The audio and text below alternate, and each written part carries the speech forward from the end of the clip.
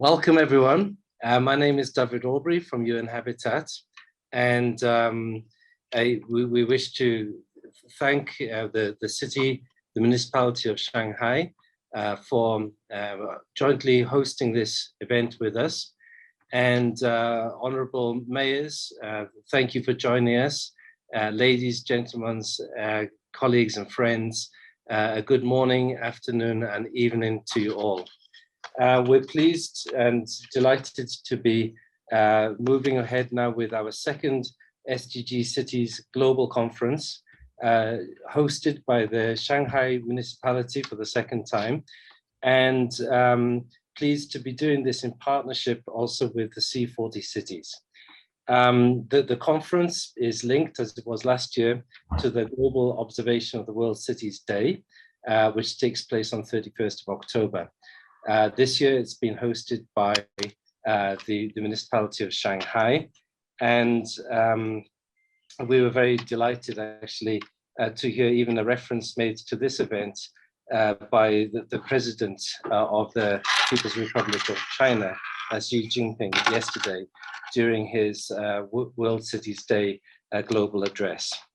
The SDG Cities program aims to see how work with cities as accelerators for sustainable development. We are all too aware that cities should be engines for sustainable development, but this doesn't just happen automatically. It requires data, it requires strategic planning, it requires finance and generating projects. It requires effective institutions, and more importantly than anything, it requires all of society action. Last year at the SDG Cities Conference, we proudly announced 6 pilot cities, and we've been overwhelmed by the interest and commitment to cities in implementing SDGs. And by now, we're in the process of onboarding cities in 25 countries. So with that said, I'm pleased to welcome you all to this online experience sharing event. And I give the floor to Raphael Tutz, the Acting Deputy Executive Director of UN Habitat, and that will be followed by Mr. Mark, the Executive Director of C40 Cities.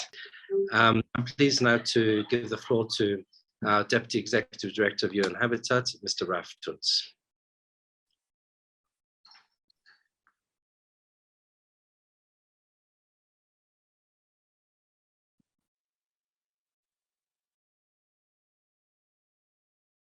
Excellencies, Honorable Mayor of Shanghai Municipality, Honorable Vice Mayor of Shanghai Municipality, officials and staff, Honorable Mayors, friends, colleagues, ladies and gentlemen.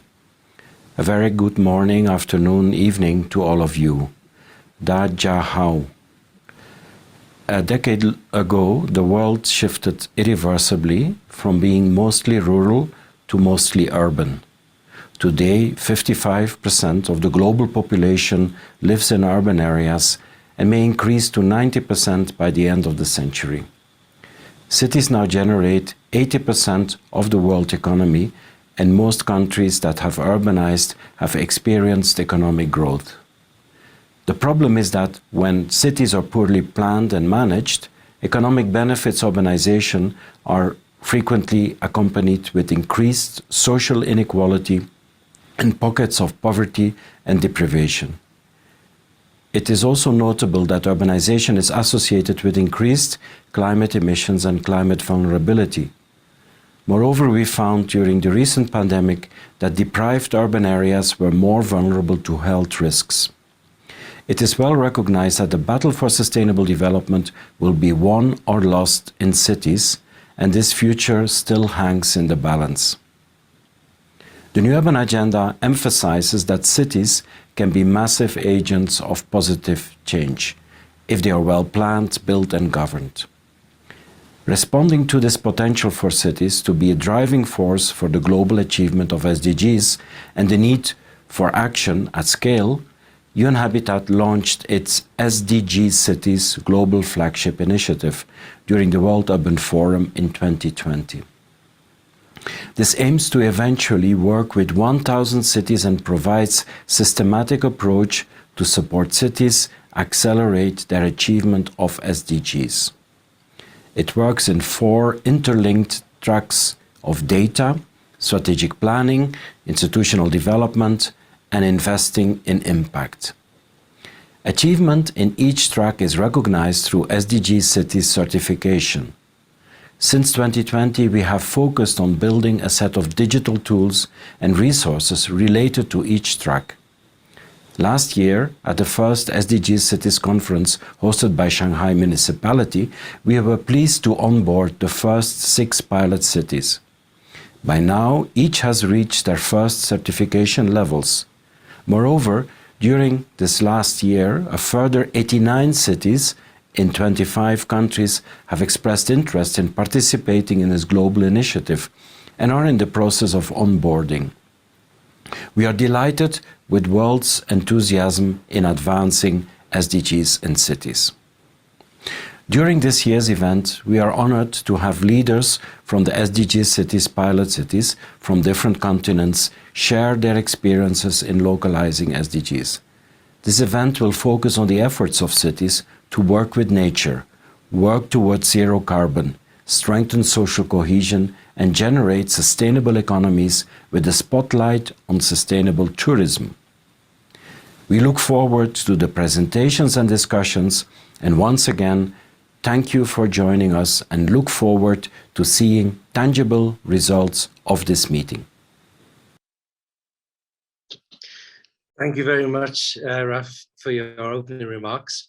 I'm pleased now to give the floor to Mr. Mark Watts, the Executive Director of C40 Cities, for his opening statement. Thank you.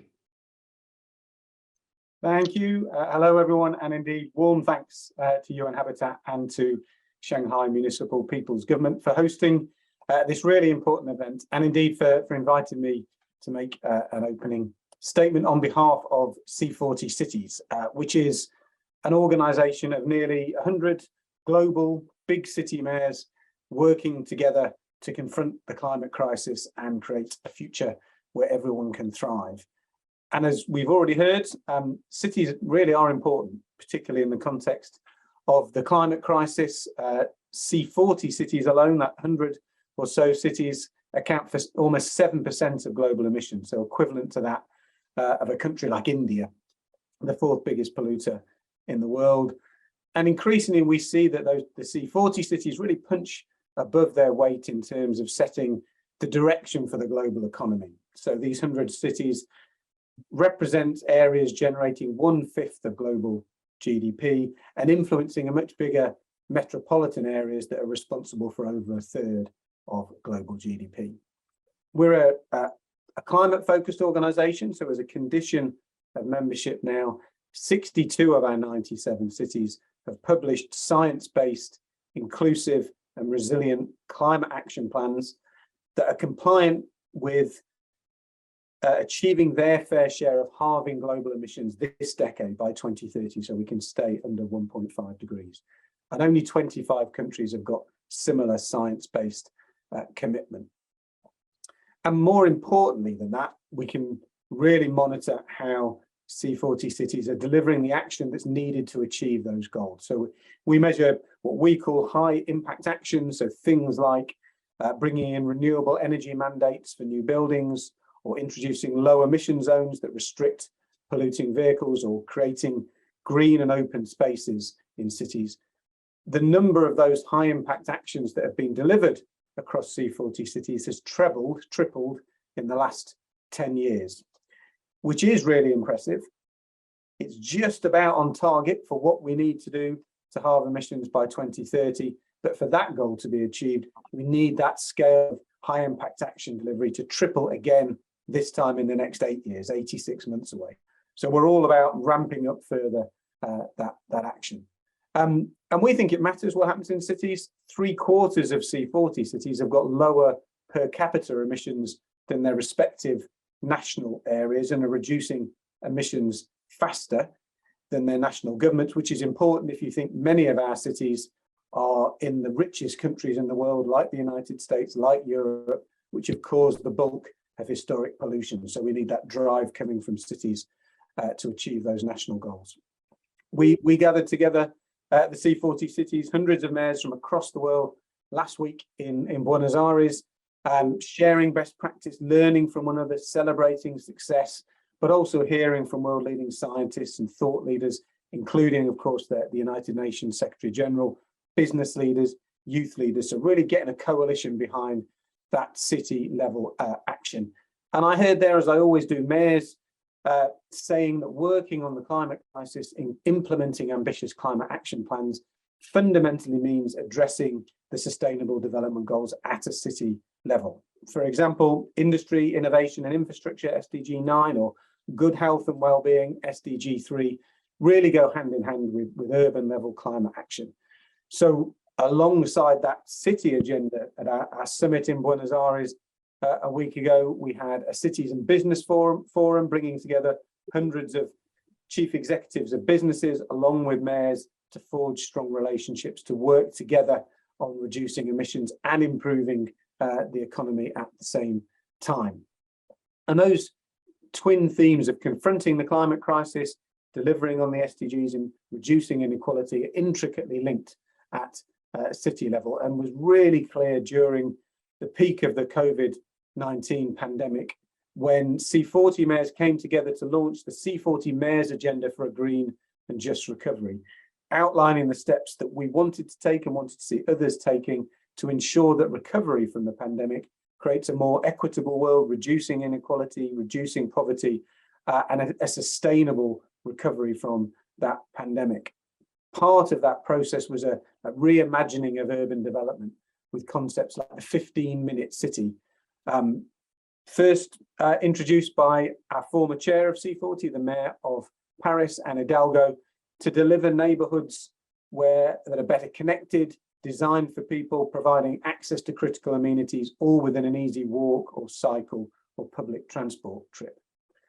And a big theme, again, of our work has been showing how cutting emissions is the best way to create good jobs that everybody can access. Like how Quezon City, Manila, has created 15,000 jobs in the last few years via a program to convert idle lands into urban farms, improving food security, putting healthy food on people's plates when food supplies were damaged by the pandemic, but also reducing emissions from transport and agriculture and finding new livelihoods for people displaced by COVID-19.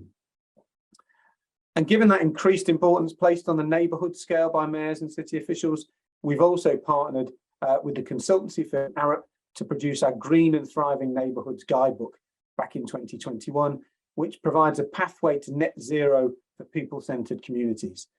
This guidebook's now being applied in local contexts right across the world, including a Green and Thriving Neighbourhoods programme that we launched last week that will deliver proof of concept for that 15-minute city approach in cities all around the world in very different contexts. And as UN Habitat is a strategic partner of that Green and Thriving Neighbourhoods programme, it's therefore wonderful to be able to join this event today and see that later there's going to be a plenary segment on Green and Thriving Neighbourhoods where the audience will hear about how this concept is being applied in China with our amazing partners. Thanks again for the chance to join today, and looking forward to a really great event. Thank you. Thank you so much, Mark, for these inspiring introductory remarks. And we look forward in the second segment to hearing more about C40 cities and the green thriving neighborhoods, particularly with a focus on China. I'm pleased now just to give a quick overview of this next segment. We'll be hearing from some of the pilot cities of the SDG cities to hear about their journey towards sustainable development. We'll be looking at how to balance local economic development opportunities while staying harmonious with nature, society, and culture. We'll be also hearing about creating peaceful, healthy, socially cohesive communities and the importance of recovery from COVID, as was mentioned by Mark, in a way that's just and puts people first.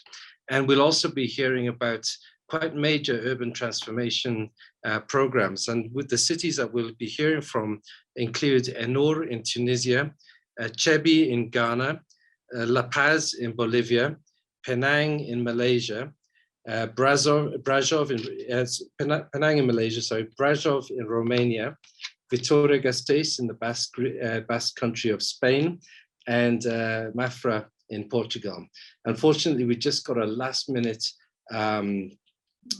cancellation from the city of Chefchaouen in Morocco, so we'll have to hear the Chefchaouen story next time. So I'm pleased now to give the floor to my colleague Taylor Garner, who will be moderating this next session. Over to you, Taylor. All right. Hello, everyone, and welcome to the first panel on sustainable tourism, generating local economic opportunities while strengthening cultural identity and harmony with nature. We are honored to be joined today by the Honorable Mayor Silva from Mafra, Portugal. Mafra recently was certified as a biosphere destination and awarded an international seal by the Institution for Sustainable Tourism. It is also an SDG Cities Silver certified city. Mafra currently faces an interesting problem because it happens to be a very beautiful city with amazing surfing and therefore a popular tourist destination. But the city of Mafra's leadership is also dedicated to sustainability and the preservation of their natural attractions. Mayor Silva, we are excited to hear about how you are striking a balance between these two elements while also advancing the local economy in your city. If anyone has any questions for the mayor, please put them in the Q&A chat box so we can read them during the discussion afterwards. And Honorable Mayor Silva, I pass the mic to you. Can we please put up his presentation? Thanks, Taylor, and thanks, Daifed. It's a pleasure to be here. Good morning to all. And I would like to start my intervention by thanking to UN Habitat for inviting me to be a speaker in this very, very important conference.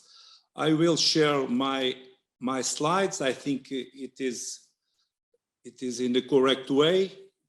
And in this SDG Global Conference, I want to share with you the experience of the municipality of Mafra in sustainable tourism, as you said, whose objective is to generate local economy opportunities while strengthening cultural identity and harmony with nature. Although this is a cross-cutting challenge, the actions of the municipality of Mafra have been specially oriented towards SDG number 8, SDG 11, 13, 14, and 15. To illustrate this experience, I will focus on 3 important and innovating projects.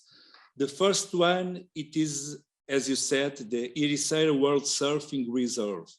The second one will be the Mafra Sustainable Tourism Destination.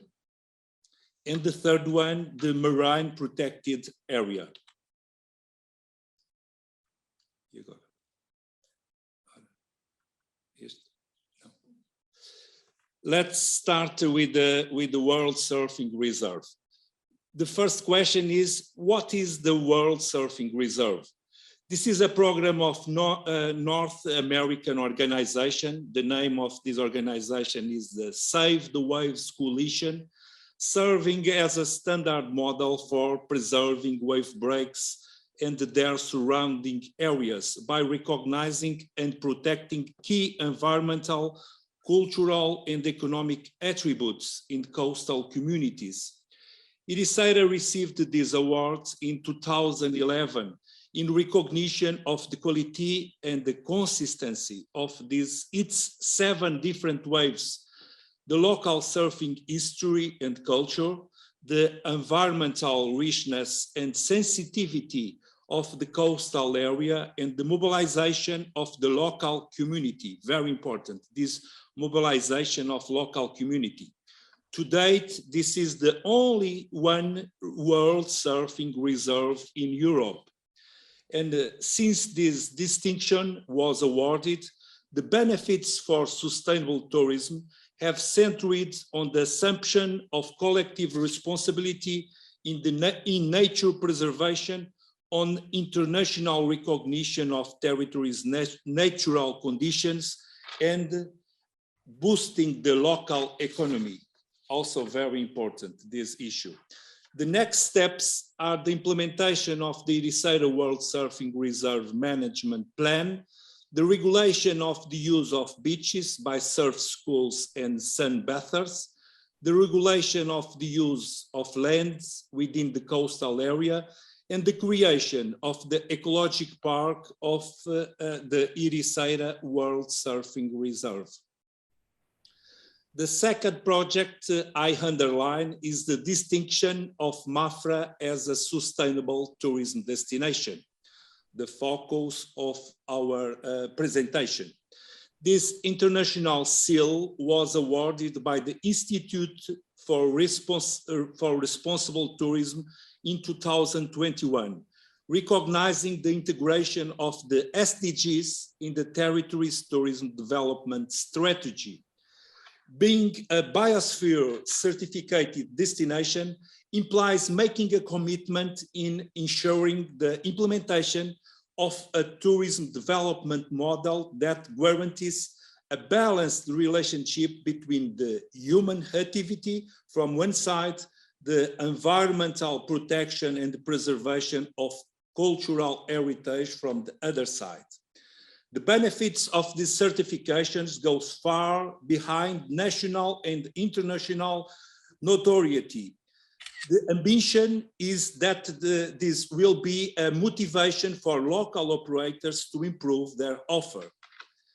The next steps I would like to point out are the creation of a municipal environmental protection network, the expansion of the network of cycling and urban pedestrian routes, as well as the construction of the tourism observatory. The third and the last project in focus of my presentation is the creation of a marine protected area of community interest for the municipalities of Mafra and our two neighbors municipalities, I mean Sintra and Cascais. What is a marine protected area? It is a space entirely delimited in ocean waters with the purpose of reinforcing the conservation of nature and marine biodiversity. The main benefits is to contribute to the sustainable use of natural resources associated with the sea by specific legislation. Since we can only preserve what we know, the municipalities involved, with the support of the Blue Ocean Foundation, it's a Portuguese foundation, organized a scientific expedition to the sea surround these territories in last October, with the participation of more than 50 researchers. This expedition was the first step towards filling the gap in acknowledgement of the natural resources of this marine area.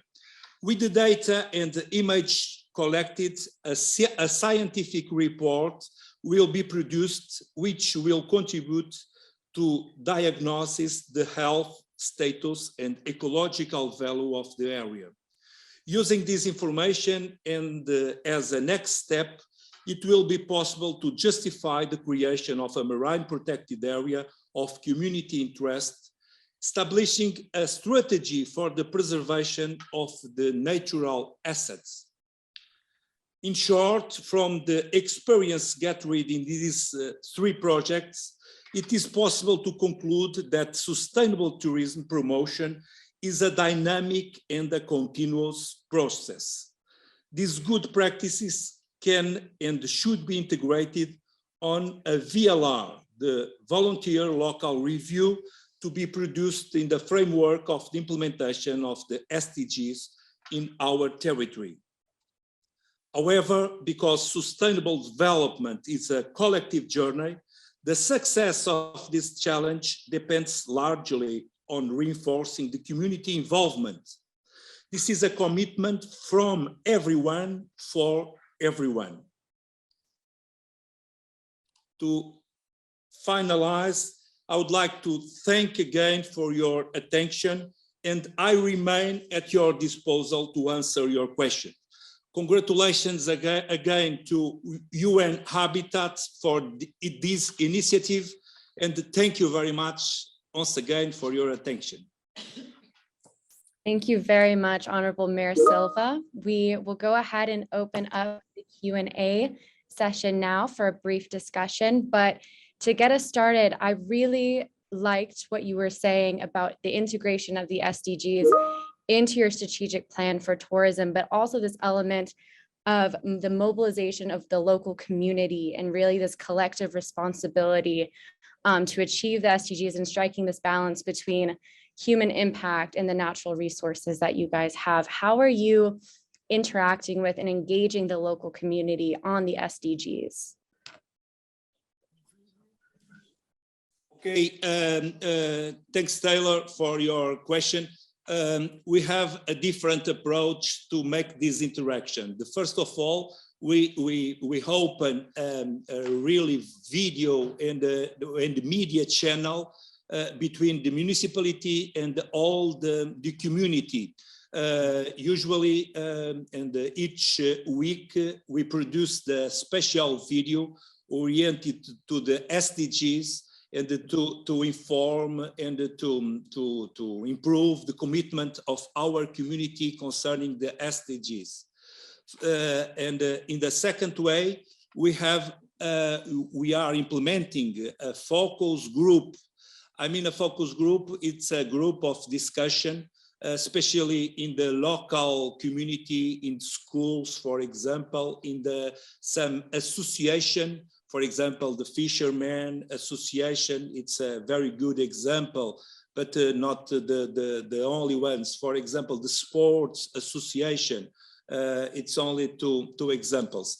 And inside this focus group, we discuss a lot concerning about these issues, especially the SDGs and the touristic destination. And also we present a very interesting focus group in the surfing schools. For example, in our territory, we have 40 surfing schools. And this surfing community, it's a very, very special community because they have their way of life. And it's very important to capture these people to the main issue, the SDGs and the subject and the touristic sustainability. For us nowadays, it's not so important to make the promotion of our territory, but most important, we say a word in Portuguese, it's necessary not to kill our golden eggs, our golden chicken, you know, and with the help of all the community, when we can keep all of them close to the main subject of the sustainability of the territory.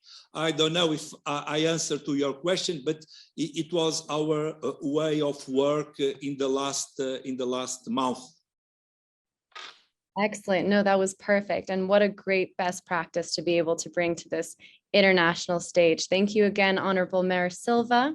I think we'll go ahead and move along to our next panel, which is on SDG 16, peaceful, healthy, and socially cohesive communities. I'll go ahead and pass it back to David.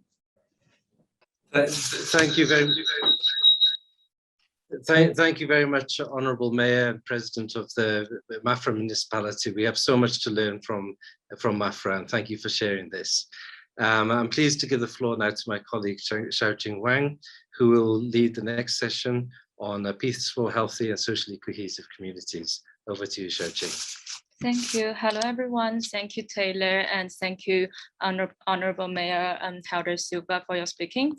And it's my honor to be here today. So this mini panel, we will focus on healthy, environmental, and socially cohesive communities. We will have Ms. Anna Oriki Bastarrica, the deputy mayor of Vitoria-Gasteiz in the Basque country of Spain, and Mr. Alan Coliban, the mayor of Brașov, Romania.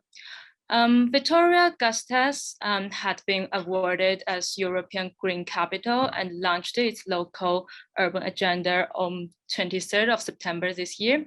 So let me save the time and give the floor to Honorable Deputy Mayor, Ms. Anna Origi, to talk about finding solutions to urban challenges through nature. Meanwhile, all participants, if you have any questions, feel free to type your answers in later in the discussion. Ms. Anna Origi, the floor is yours. Hello, everybody. Good morning from Basque Country here. I will be speaking in Spanish. It's not a problem, and I am going to share my screen. Voy a hablar en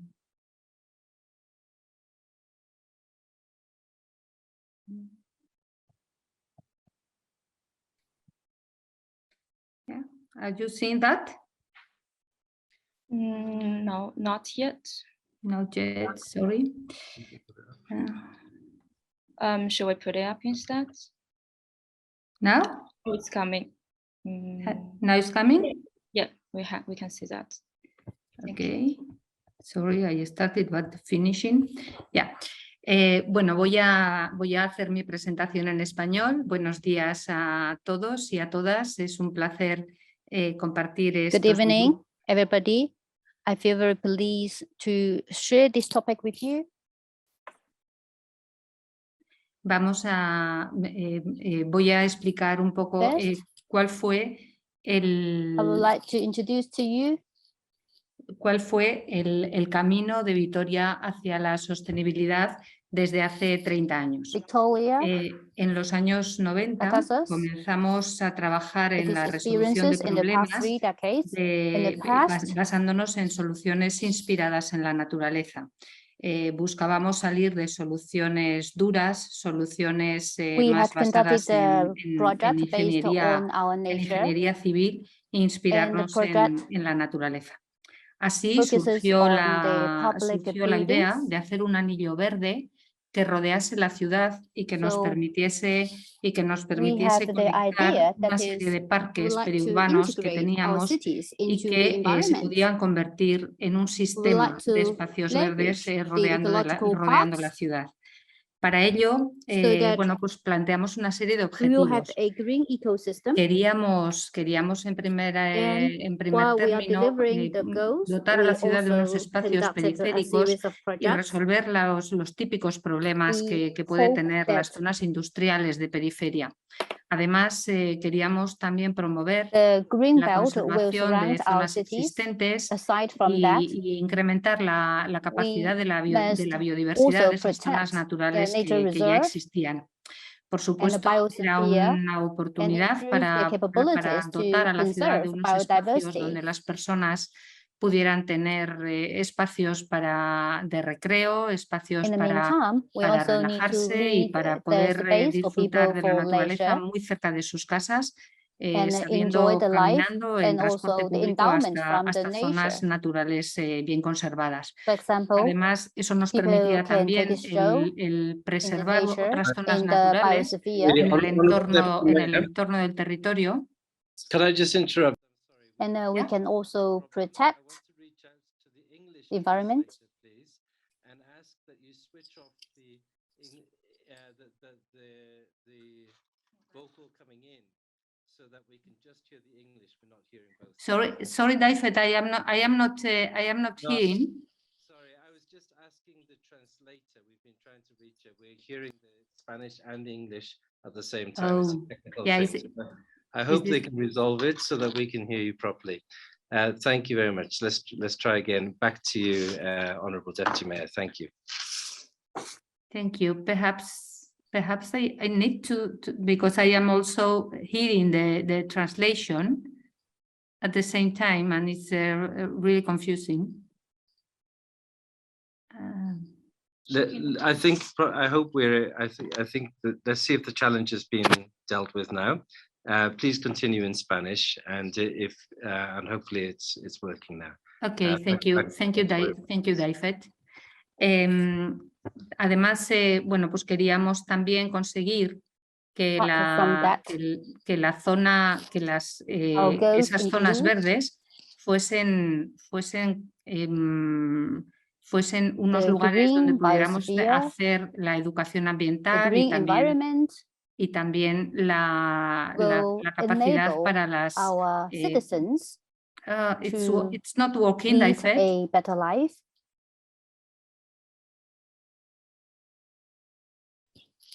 I'm sorry for this. Yeah. I think Perhaps I could try to do in English myself. Perhaps I prepare it in Spanish, but I could try. Maybe sorry, are you in the channel of the like off? You should switch it to off, so it's not in the Spanish panel. You're in the main panel. I don't know. Sorry, yeah, Deputy Mayor, if you go into the interpretation button at the bottom of the screen and you switch to off. A moment. Interpretation, yeah. Silenciar el audio original. Yeah, then you go to off. Yeah, perhaps that could be. Let's try it. Okay. Sorry for this. And the translator is hearing me now? Yes. Yeah. Okay. Let's try this. Okay. Thank you. I'm so sorry for this. Please continue. Okay. So sorry for this.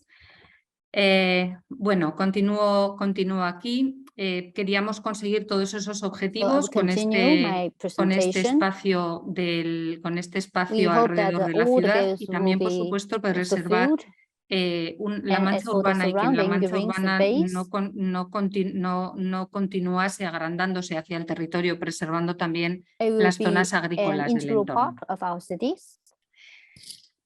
Una vez conseguido esta zona periurbana, este anillo verde alrededor de la ciudad, vimos también la oportunidad y la necesidad de construir toda una infraestructura verde en la ciudad. Conectar con otros espacios y otras oportunidades que también teníamos a lo largo de la ciudad. Así planteamos un sistema de soluciones basadas en la naturaleza, infraestructuras verdes, y pensamos en hacer un catálogo de 100 espacios, 100 actuaciones a lo largo de la ciudad que conectasen con este espacio, con este gran espacio del anillo verde. Pues ya tenemos 111 actuaciones, ya hemos superado esas 100 que nos habíamos propuesto y seguimos trabajando, buscando más actuaciones y también, pues por supuesto, trabajando y gestionando todas las que tenemos. Al mismo tiempo, además de mirar hacia el interior de la ciudad, también buscamos las conexiones hacia afuera, hacia el territorio, buscando las conectividades ecológicas entre nuestro sistema urbano verde de infraestructuras verdes y el sistema de parques naturales que tenemos en el entorno de nuestra ciudad.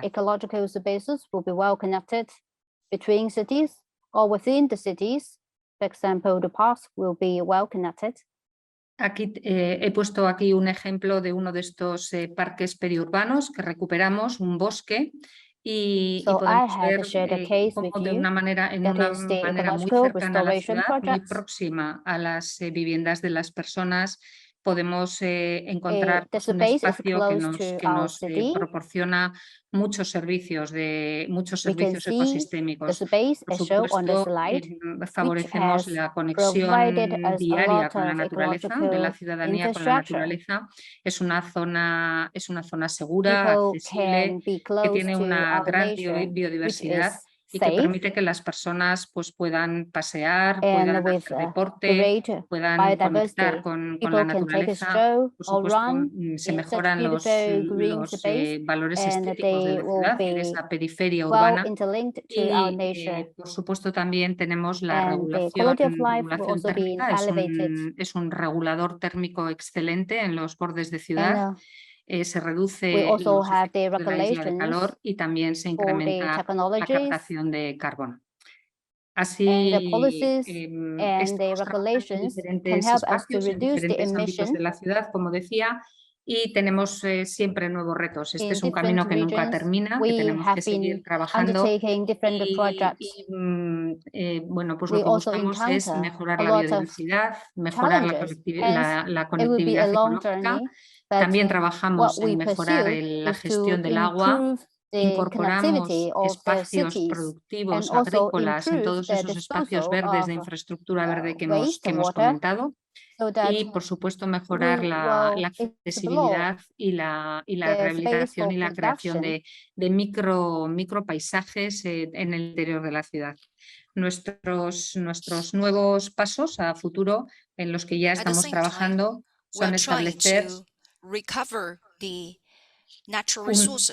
una línea base, trabajando sobre los datos, sobre el monitoreo y sobre la evaluación.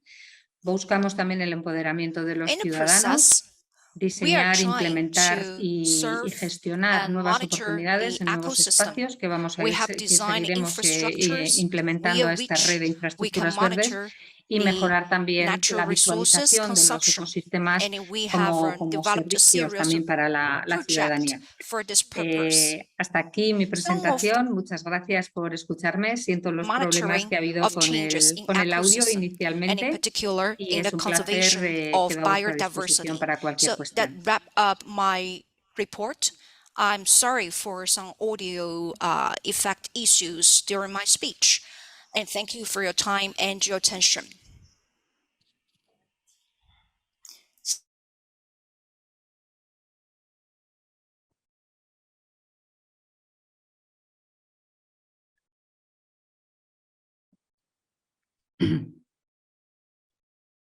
Shouting, we cannot hear you.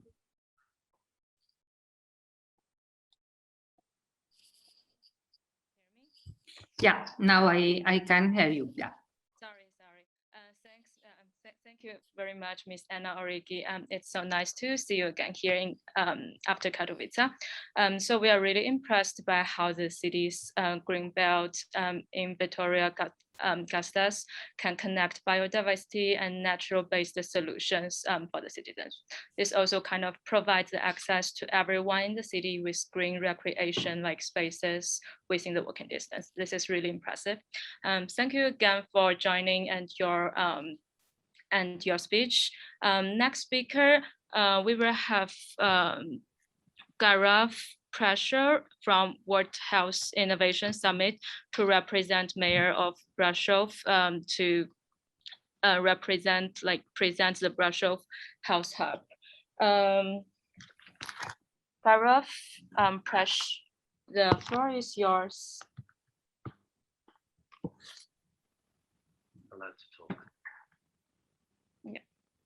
Actually, I don't know if Gareth is here, but it's Alan. the actual mayor. Excellent. We're both here, Alan. Okay, so we're a team, Gareth. Excellent. Go ahead, Al. Go ahead. I've joined. Go ahead. Okay. Should I take the floor then? Should I take the microphone? Please do. Let me see if I can share the screen for the presentation we prepared. Basically, it's about the cities, how a city in Romania, in Eastern Europe, is one of the top cities in Romania, actually. How was it selected to be the SDG 3 health hub, and what are the reasons behind it, but also what are the perspectives? So this is Brasov. This is one of the images of Brasov, and I will go next to just a short few pictures about the city. It'll be only 10 seconds. And Brasov is a very green city, and actually our ambition is to be the highest quality of life in Romania, the city with the highest quality of life. So this is how it looks from above. And it is located at the heart of Romania, having about 300,000 people. And in a study by World Bank, it is nominated as a magnet city, a city that's continuously growing and attracting youngsters to move in.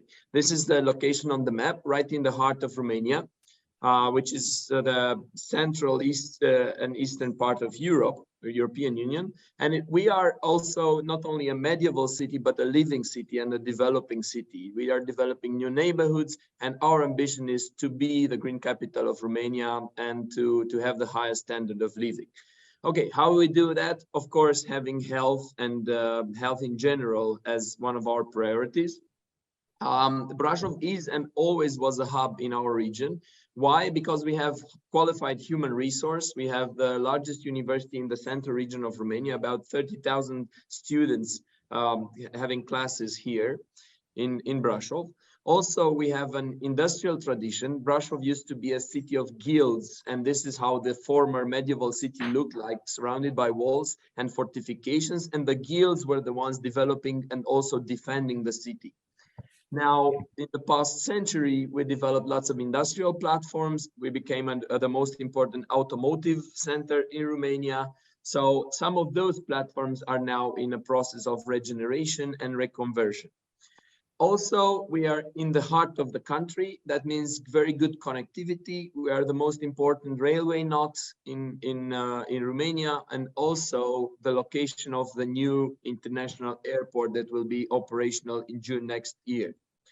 But why a health hub in Romania would be the question. First, because Romania has lots of contributions in research, in medicine, and those are not commonly known when we discuss about all the research in epidemiology, in vaccines, new methods. That's Ion Cantacuzino, Victor Babec with the first treatise on bacteriology, Nicolae Paulescu with all his research on insulin, Ana Aslan with the new approaches on anti-aging and H3 vitamin, George Emil Palada with cellular biology, but also heart valves inventors and patents. And more recently, all the patents that were developed in Romania on active immunity.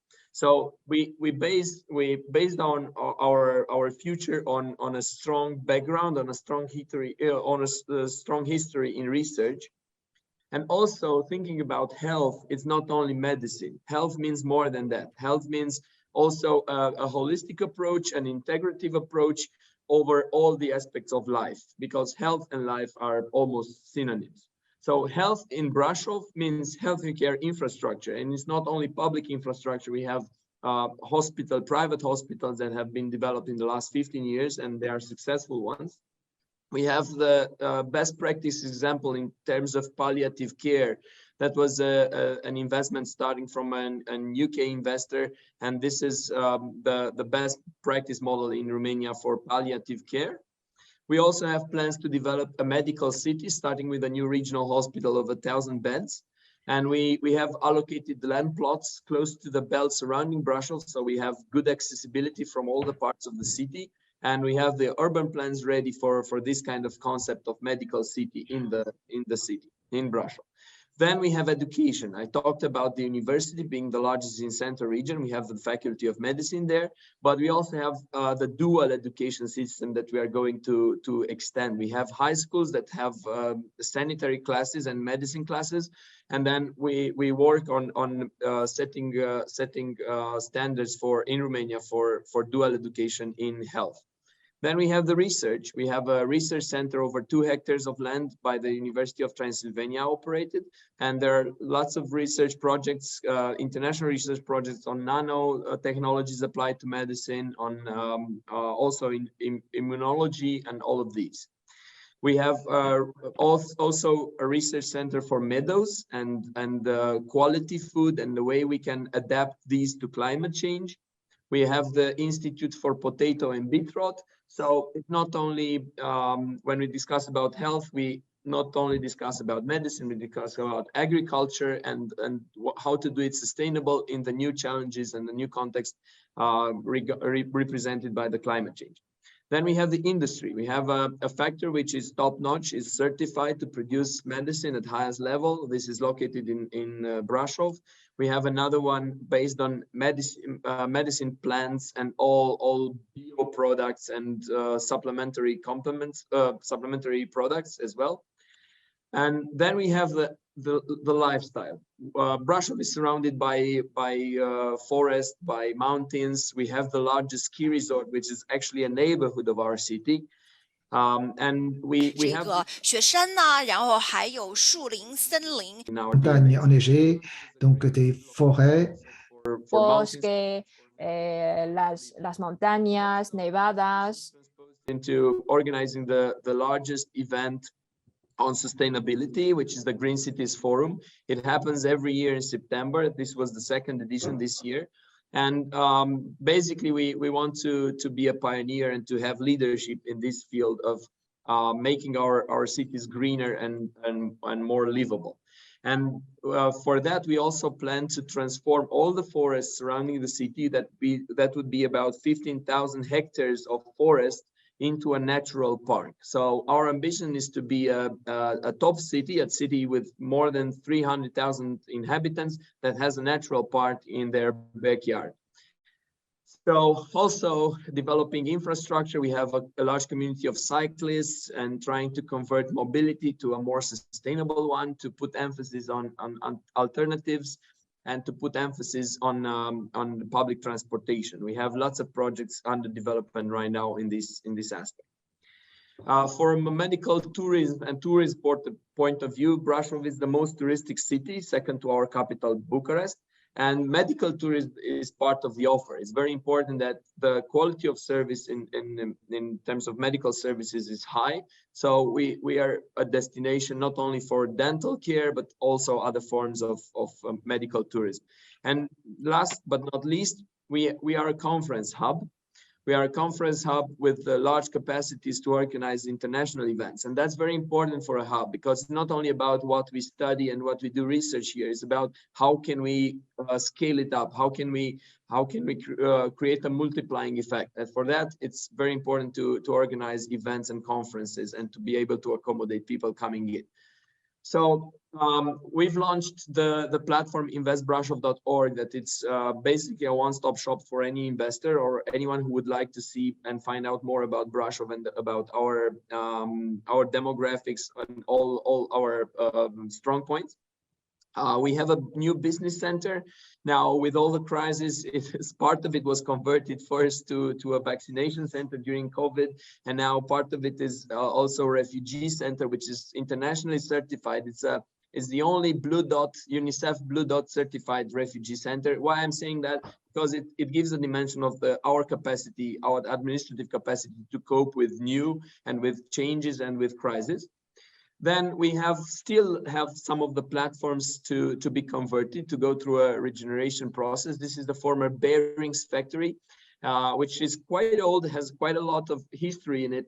And this would be converted to conference centers, parks, and recreation. But we're looking for partners also for projects like this to make our city better and more appealing. We also bought a 50 hectares platform of land with railway on both sides, because we are the most important railway node. And we're looking for strategic investors to move in. We're willing to collaborate and to offer this platform, which again, I say it's 50 hectares of industrial platform with everything it needs. It was the former power plant operating coal. We stopped doing that. We have green energy now, so it should be reconverted. And we also have about 200 hectares of the brownfield and greenfield that are going to be transformed into new neighborhoods, but also sites for technology hubs and other investments. So with all this is what I wanted to present, and see you in Brasov. That's my invitation for all of you. Thank you. Thank you so much, Mr. Allen. Can everyone hear me well? Okay. Thank you, Mr. Allen, to join us again after UP11. And thank you for bringing us to the story about the Health Hub in Brussels, which kind of implements the new models of healthcare to support and innovate the existing health system. In the light of the recent pandemic, the society has a huge need of the health innovation, which kind of puts the health model in a really important position here. So I will just raise like a really quick question here for both Anna and Alan, Miss Anna and Alan. So you guys like you both kind of introduced how you want to this model to be replicated and then how it's gonna impact the world. So how do you think the project from your side would reach this goal? Replicate. Yeah, replicate like the model. Yeah. Sí, sí. Yes. Por mi parte,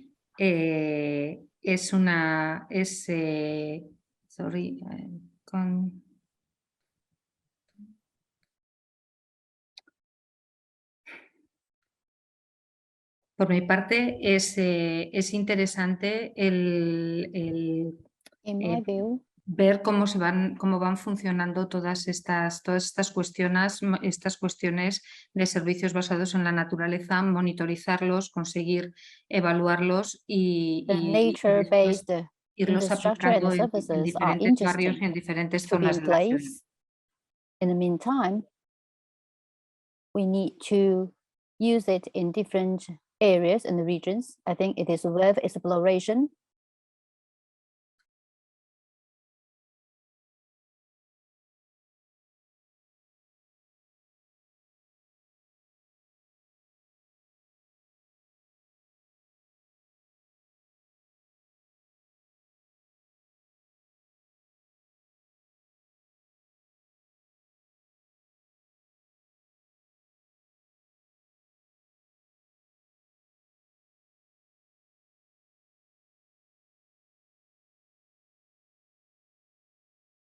One thing. The other one is our openness to share the results and to collaborate.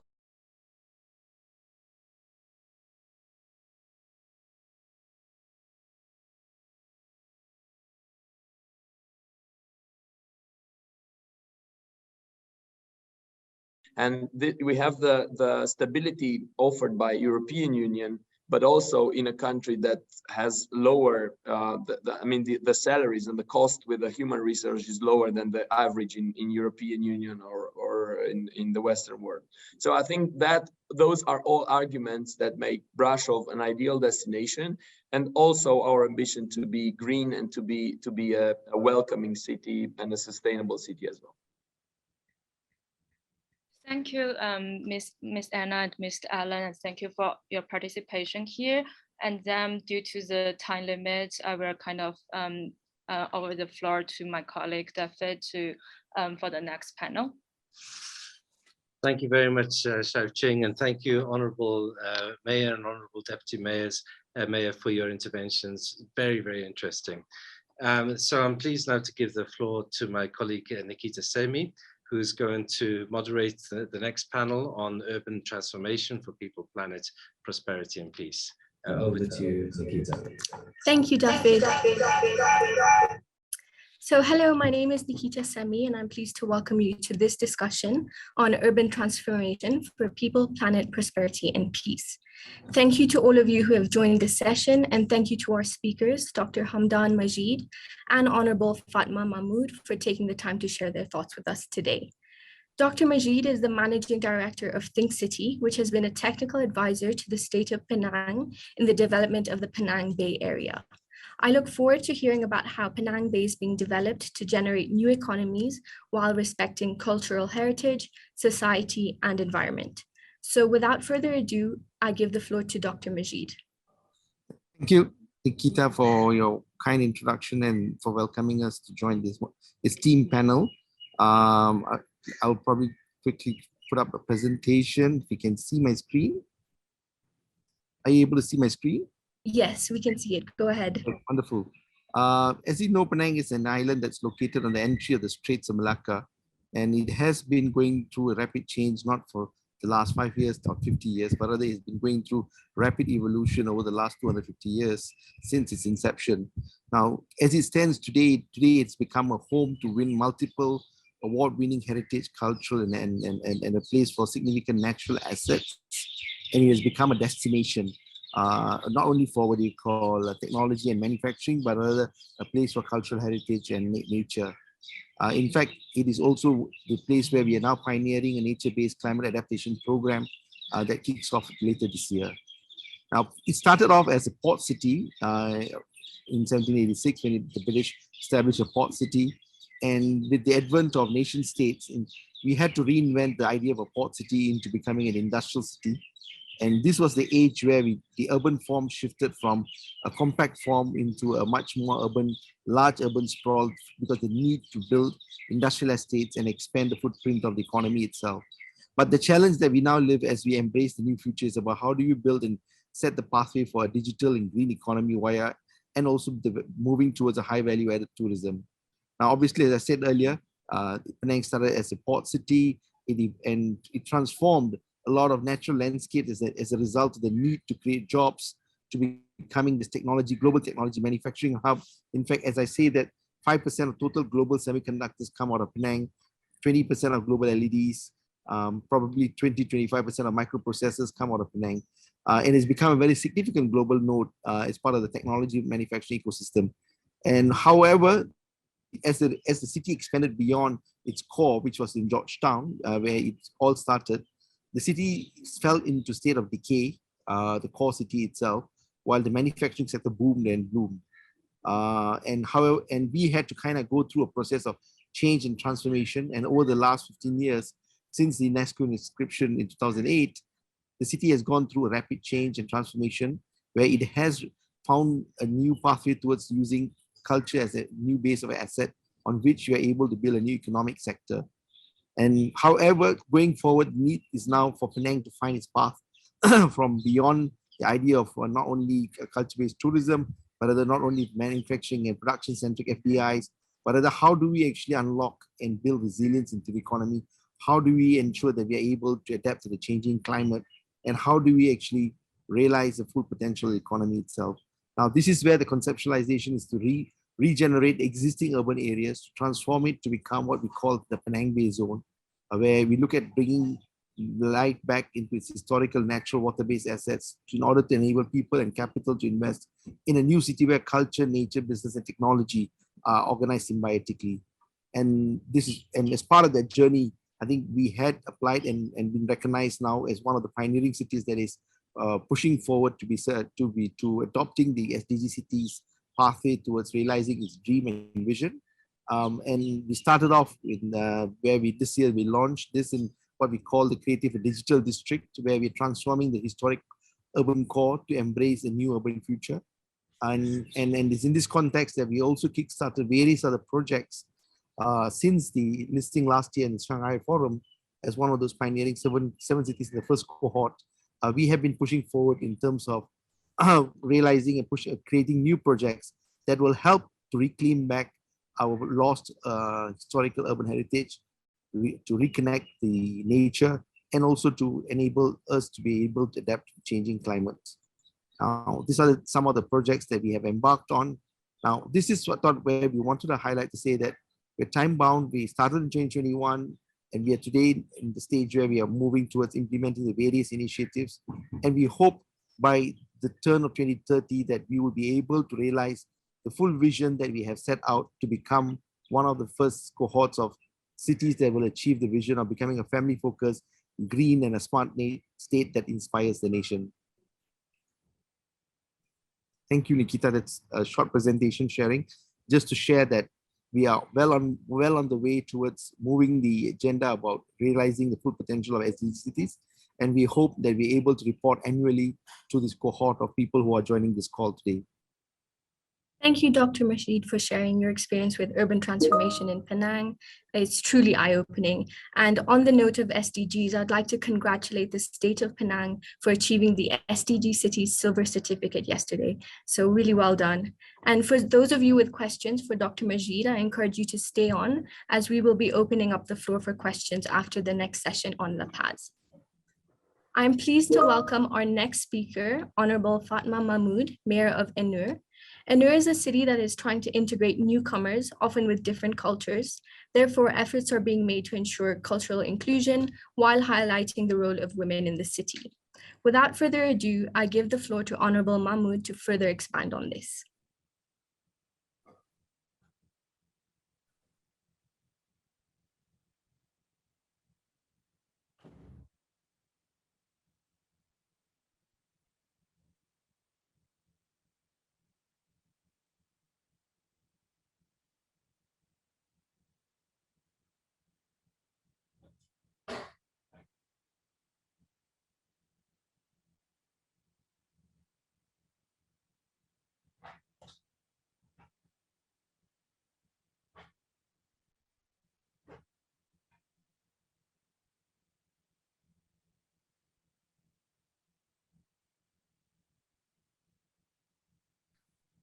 There's no sound.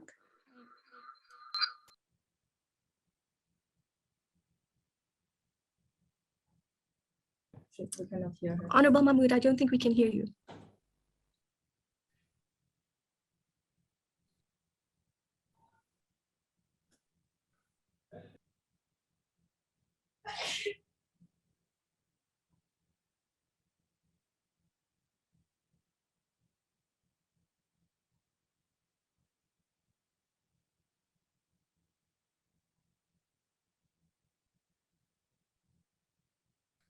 Sorry, there's no sound.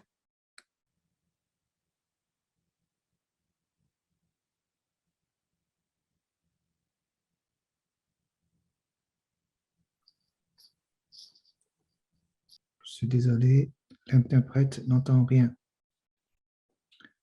On n'entend pas. On n'entend pas. On n'entend rien.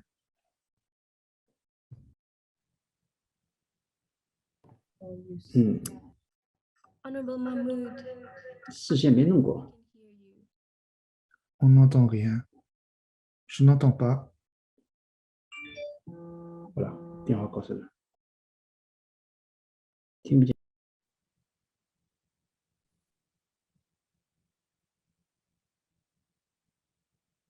Sorry, we cannot hear you.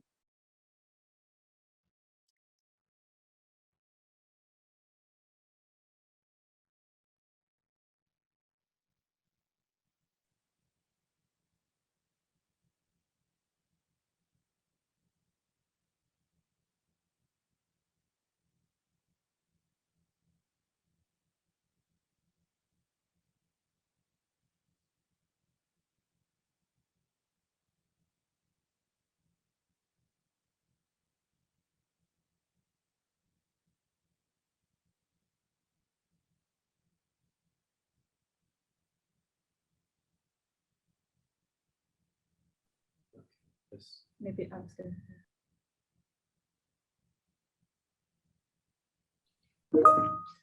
Okay, so the problem. As we sort out this technical difficulty, I think we can go ahead and move on to the next session on La Paz and come back to Honorable Mahmood.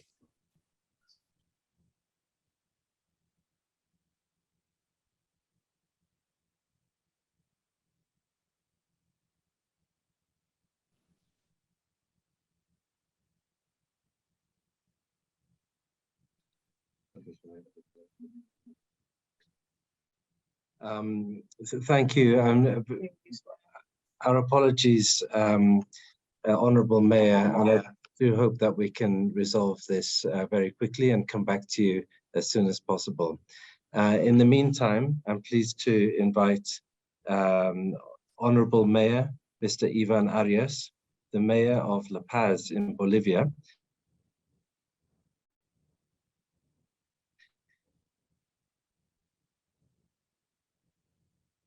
These can catalyze the achievement of SDGs. and what we can learn from the city of La Paz. Honorable Mayor, you're welcome to take the floor.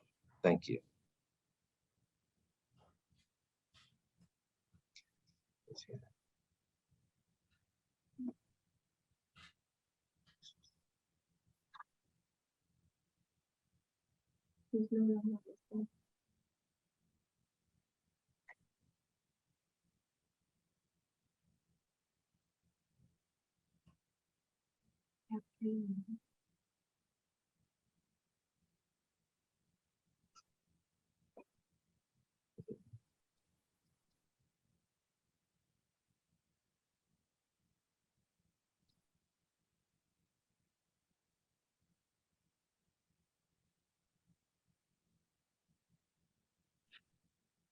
Okay, sorry, it seems that we're having a number of technical issues today, and my apologies for this. This is what sometimes we face when organizing a global online conference. So let's try again. I do hope our technicians have managed to resolve the problem, and let's give the floor back to Honorable Mayor Fatma Mahmoud from the Ennor Kasserine municipality in Tunisia. Please do take the floor again, Honorable Mayor, and I hope that we've resolved the technical issue. Back to you. Thank you.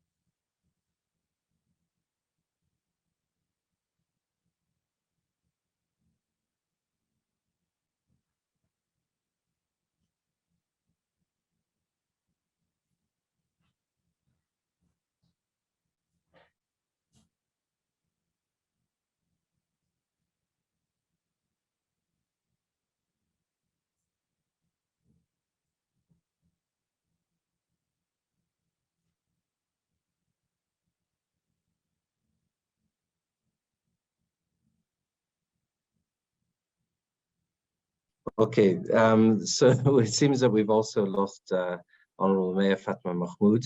As we move on, we hope to bring La Paz and Ennor back into the conversation. But in the meantime, we're pleased to now move on and make a few announcements. The first announcement relates to the Women-Led Cities Initiative, which we hope to get off the ground between this conference and the next one in World Cities Day in 2023. I'll give the floor first to Liane Freire, who's online and joining us from Brazil. She is the CEO of Blend Lab, and this is an organization that that organizes and consolidates blended finance arrangements to make urban impacts. So I'll give the floor to Liane Freire, and she'll be joined by Marissa Cesar, who is representing Ms. Luisa Trajano, who is a renowned entrepreneur in Brazil and also philanthropist. Over to you, Liane and Marissa. Thank you so much for joining us. So thank you very much, David. I hope everybody could hear you may me. Be muted. You may be muted, Liane.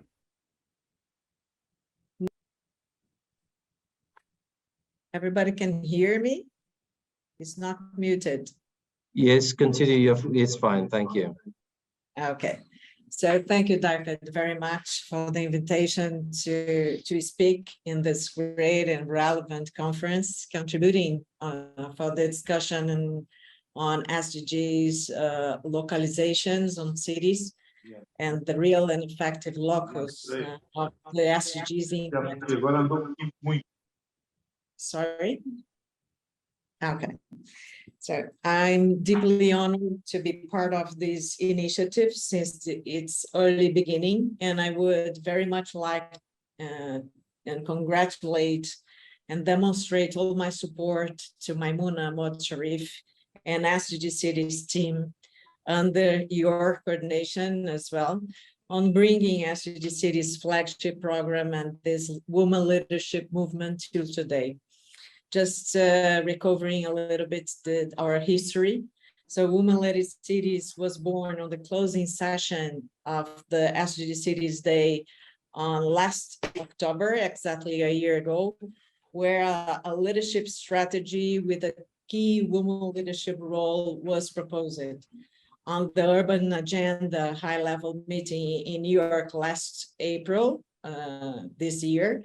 Maimouna Motarif invited a group of women leaders, mayors, and business leaders to reflect and discuss on a woman leadership and their role on SDGs and cities, with no cities and no one behind. On World Urban Forum 11, a journey of co-creation for the Women-Led Cities initiative was started, bringing women-led business to support women-led cities. So Women-Led Cities is a great call for women leaders to champion in a grand solidarity, a coalition to accelerate the achievements of SDGs in and through cities, directly tackle gender inequality and facilitate the social, economic, and cultural inclusion of women.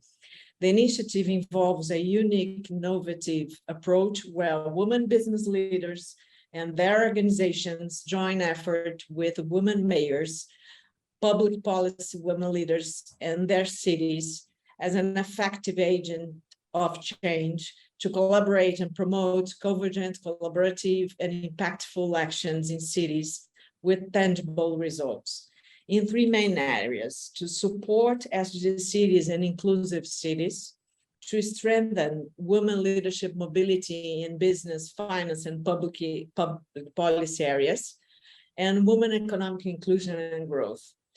So a group of global business women leaders engaged with the Women-Led Cities cause and demonstrated their intention to promote the initiative, constituting and leveraging a global women leaders alliance. The alliance main strategy is the implementation of El Impacta Global Catalytic Fund to promote and leverage the financing of women-led cities goals and SDGs achievements on cities on the last mile. So this initiative will start from 3 cities in different countries on 2023 and is aiming to achieve 100 cities and engage 2,000 women leaders, raising $100 million catalytic resources in 4 years. So I would like now to introduce Luisa Helena Trajano, representing the women business leaders that are already committed with women-led cities and is demonstrating here all her enthusiasm, leadership profile, competencies, and her organizations as well to promote and support women-led cities, making its goals a reality for the world. So Luisa Trajano sent a video with some words specific to integrate this panel. So let's see Luisa now.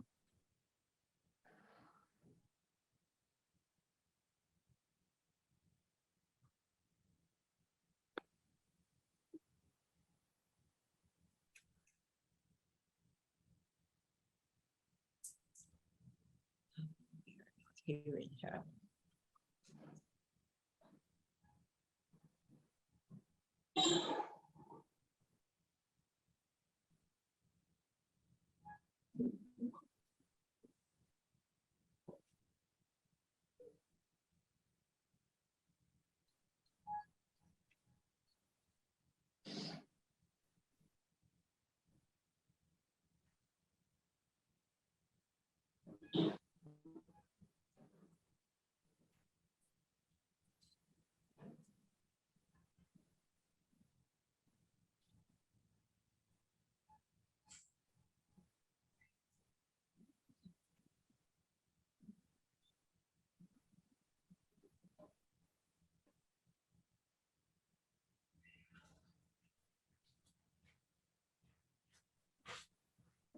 So I would like to thank Luisa. I hope you had opportunity to read her speak, her agenda. And I would like to give the floor to Marisa Cesar as well. Thank you, Liane and Daphne, for the invitation, and I'm glad to participate in this important global conference. I'm Marisa Cesar, CEO of the Group Mulheres Brasil, an organization by led of Luisa Helena Trajano, and I'm here to speak on her behalf.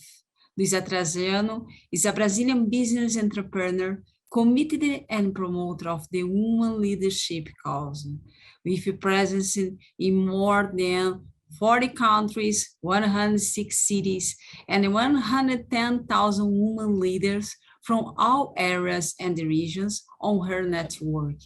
Luisa won the prize of Forbes 100 Women largest social influence in the world, and she received this year the prize Person of the Year from American Chamber in New York. A recognition of her rude and structured efforts on leading the vaccination achievement in Brazil, where she engaged and supported the 5,006 cities of Brazil, the totality of Brazil, thousands of business leaders on the ruthless commitment of the Brazilian society to tackle COVID challenge. Luisa Trajano is very honored and happy of being part of the Women-led City Steering Committee, join our efforts, competence, expertise, and the assets to make women-led cities happen and achieve SDG Cities with no seats and no one behind. Luisa is committed herself to be an effective polarizer, applying all efforts to promote and support the cause of the SDG Cities, engage human leaders, and bring more human leaders to occupy public policy leaders, mayors positions around the world, starting from Brazil, and to mobilize institutions and resources to make women-led cities and the SDGs achievements a global reality. Thank you so much. I'm really glad to hear, to talk in behalf of Luisa, and I'm totally engaged with human-led cities as a director of the Institute, and we will put all the efforts to realize and to reach the big goal of the women-led cities. Thank you.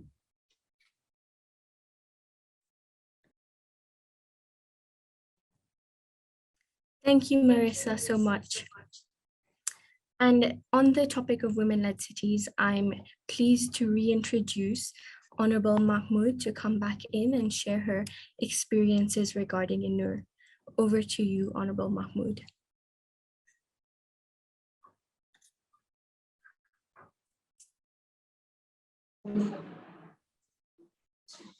Tout d'abord, je voudrais bien saisir cette belle opportunité qui m'a été offerte pour transmettre ma totale gratitude et mes remerciements le plus chaleureux de m'avoir permis de contribuer et de partager avec vous ces moments mémorables en tant que Madame Fatma Mahmoud, maire de Nour. Tout est bien qui finit bien. Certes, notre démarrage fut un commencement inquiétant et peu promettant. Un phénomène qui s'est caractérisé par... Ladies and gentlemen, it's a great honor for me to come here and to address on such an important meeting. I still remember the first democratic election in my city. I remember that with such a democratic election, we make sure all our citizens in our city will have access to the right of vote and election. And also, we believe with all those efforts, by delivering the SDG programs, we can deliver our commitment to our citizens in practice. We can honor our own words. And with our election, we have put forward a new project to further enhance the social cohesiveness. We have limited resources and we have limited time. But despite all this, we can make sure that the government, the image can be greatly enhanced. Therefore, our city council have been reformed in this project.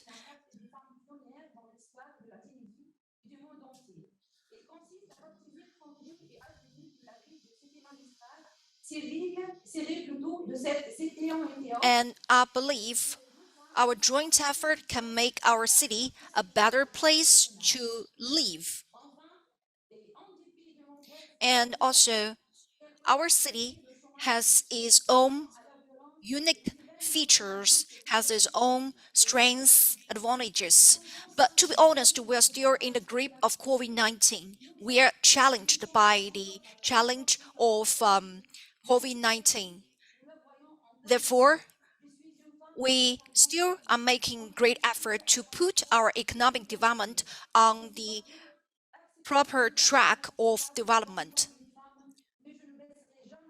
I am a woman. I'm living in Arabian civilization, Arabian culture. You know, it's not easy for me to represent my city as a male. So I will do my utmost to serve my role. Thank you for your time and your attention. Thank you, Honorable Mahmoud, for sharing your experiences and thoughts. They're truly insightful. Again, I encourage you all to stay on for the Q&A session, as you'll be able to further engage with both Honorable Mahmoud and Dr. Majid, who spoke previously.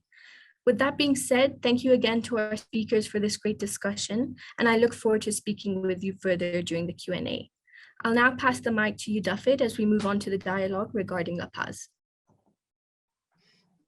Thank you very much, Nikita. So I'm very pleased to invite now Honorable Mayor Ivan Arias Duran, who is the mayor of the city of La Paz in Bolivia, to join us. La Paz was one of the first cities to join SDG Cities. It's been advancing very well now to the gold certification level, and we're very proud to be partnering with the city of La Paz on the SDG Cities program. And I have a question for you, Honorable Mayor. We hear about La Paz de Mil Colores, La Paz of 1,000 colors, and we're intrigued by this title, but we'd love you to explain what is meant by La Paz de Mil Colores and how will you implement this plan? The floor is yours, Honorable Mayor.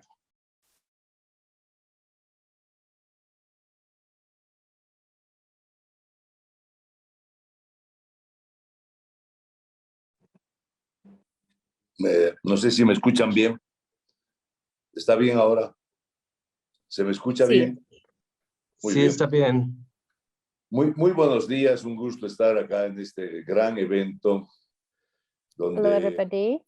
I'm very pleased to attend the second SDG Cities Global Conference. Just now, you asked me the question of our program and also the implementation. And this is our first city program.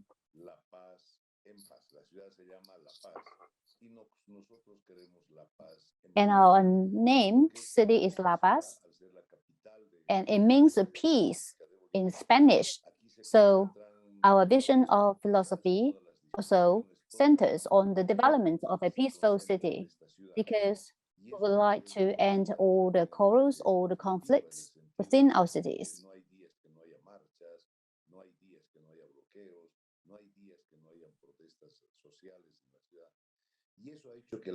Our cities previously was in chaos, and there are some conflicts or some protests.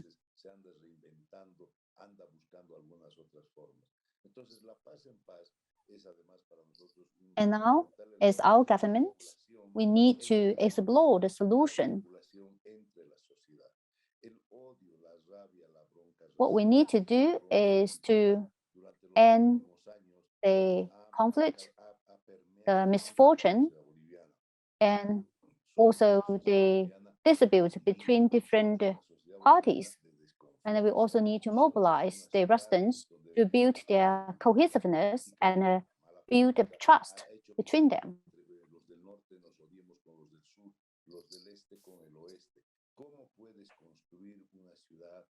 So we are located in the central part of the nation. So we need to build a connectivity with other parts of the region and ensure the stable relation with them. Hence, city management is crucial for us to build a stable and peaceful city. And people from different parties can get along well with each other. So this is the vision of the initiative. We would like to build a bridge for our citizens to show their mutual respect and have exchanges and dialogues to deepen mutual understanding. So how can we achieve that goal? We have implemented a lot of measures. For example, we started from education in the schools.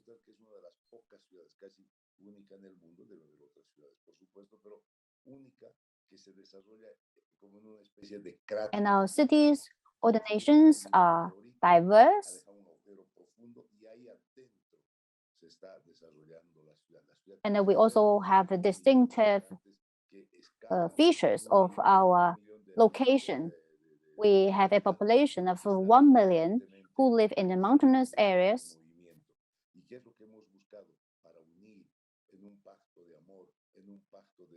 It's quite troublesome for them to walk part of the mountain areas. So how can we build the mutual trust and connectivity of the residents or the people who live above the mountains or under? So we need to explore the solution. So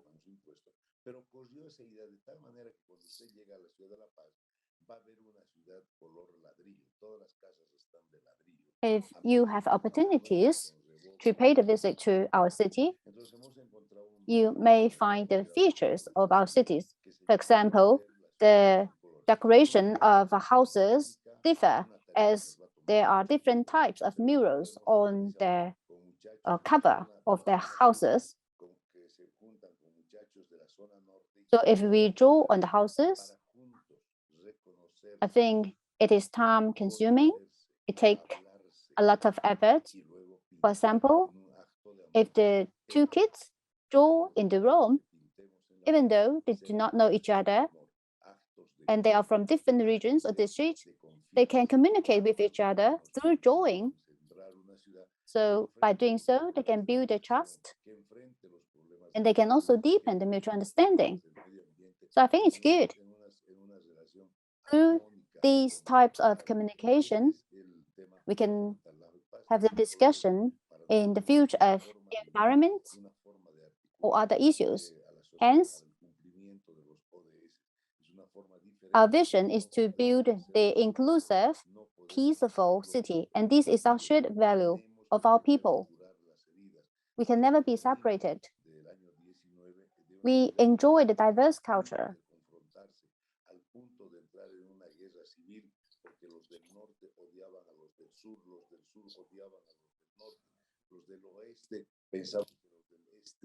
For example, in the northern part of the city, the people there do not like the people who settled in the south. Hence, it's quite difficult for them to build the relationships and deepen their fraternity. That's why we have initiated this program, for example, to draw within the same room to bridge the communication.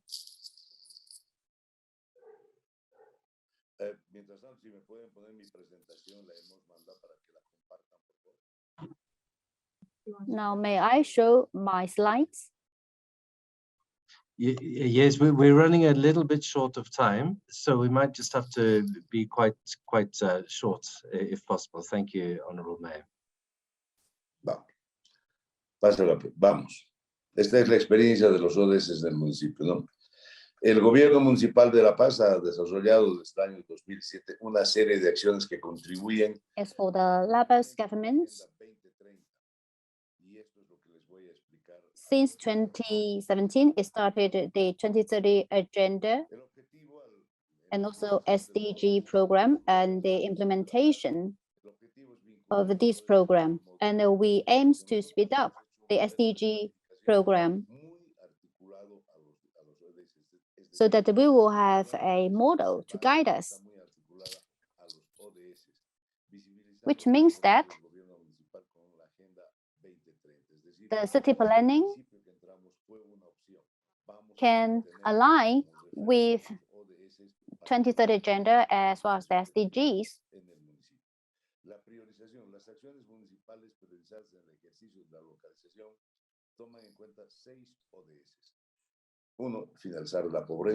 And we also treat SDG very important goal.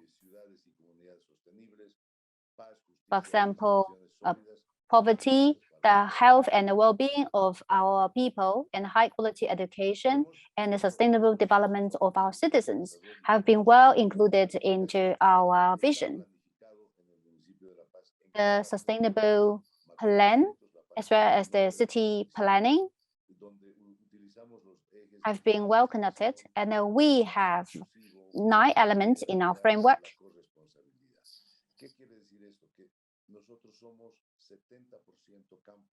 We also have the focus of our work.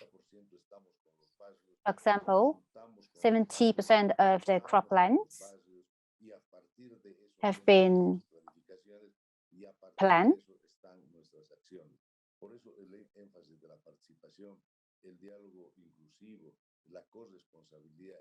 And we also have the communication with the farmers for the land use and let them understand the holistic city planning.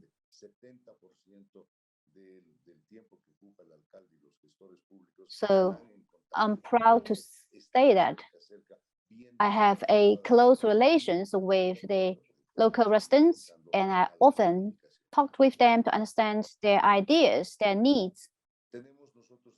So in my view, the paramount thing is to have the city planning, and then we also need to roll out the holistic public policies to advance the health status of our residents as well as the quality of life.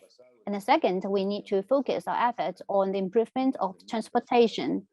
In January last year,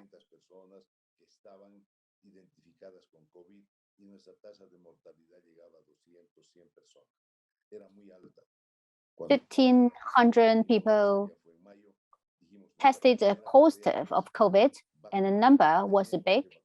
So our priority is to mobilize people to get vaccinated.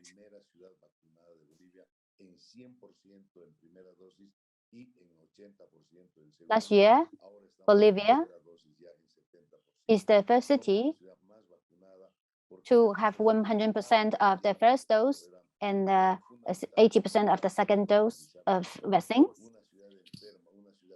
So I think our public policy, the package of policies to ensure better health and better life for people is successful. And we also have the health fund.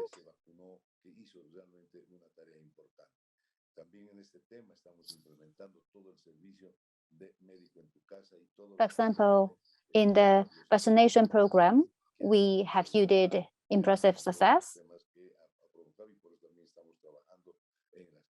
After people got COVID-19, they may have other symptoms. Sometimes they develop long COVID. So we also need to provide the care for them, and some agencies will take care of that. Another important program is the improvement of transportation of the city. We have deployed Wi-Fi in the city. Sorry, you're running out of time, so you have only 1 minute. You need to be quick. So I would like to come to the conclusion. All the package of plans or measures have won the recognition of the UN Habitat. That is the certification by UN Habitat. So La Paz has become a modern city.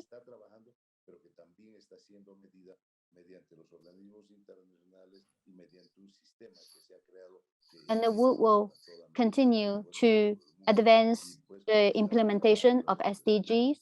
And with the certification, we have been the first to gain this recognition and the certification. So we are proud of that.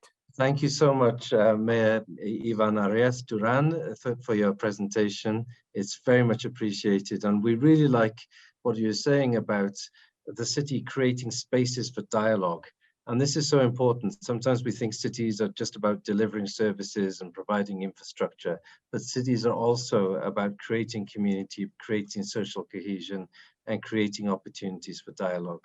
So thank you so much. And we love the way that La Paz is living up to its name, the City of Peace. So thank you so much for this. I'm pleased now we have a couple of more announcements to make, one from Ecuador and one from Ghana. So I'd like to give the floor right now to Mr. Esteban Torres from the Ministry of Housing and Urban Development in Ecuador. The floor is yours, and we are very proud to have joined you recently for the Ecuador Urban Forum and the announcement that was made there. So over to you, Mr. Esteban. Thank you. Bueno, buenos días con todos y todas. Reciban un cordial saludo desde Ecuador. Agradecemos la oportunidad de ser parte de este importante proceso. El Ministerio de Desarrollo Urbano y Vivienda Very good. I'm very pleased to have this chance to share my experiences. So in terms of the policies of the housing in Ecuador, I would like to give you a brief introduction. Inclusivas, seguras, resilientes y sostenibles. So our policy aims to build a resilient and inclusive city. We have 4 orientations: land management, and resources management, governance, etc. Se ha formulado mediante un proceso participativo. And including the culture development and the heritage, etc. So we call on the engagement of local government as well as the communities. So we have more than 800 members who have joined the program. Our city has ensured people to have the right for the safe environment. And through the project, we can ensure the equal participation in a transparent way so that we will develop a sustainable, resilient city.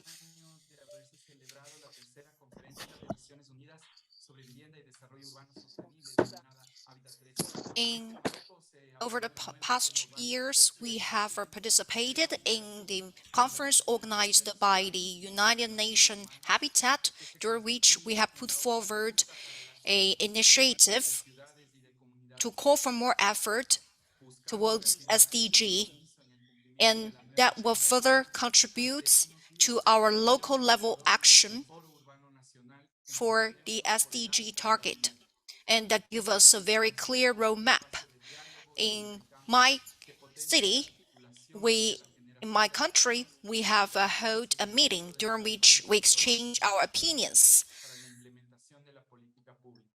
According to our common consensus, we will further optimize our public policy so as to further promote the local action for SDG.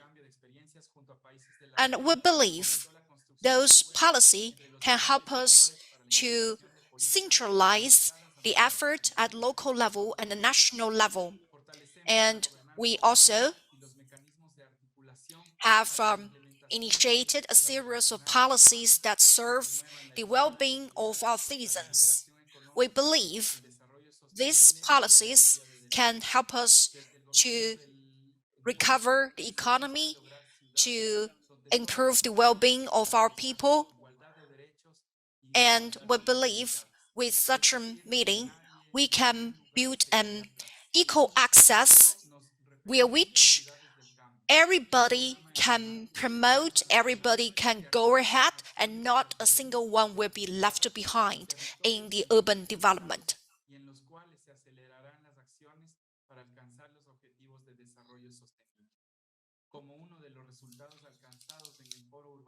And we also see some tangible result of our effort.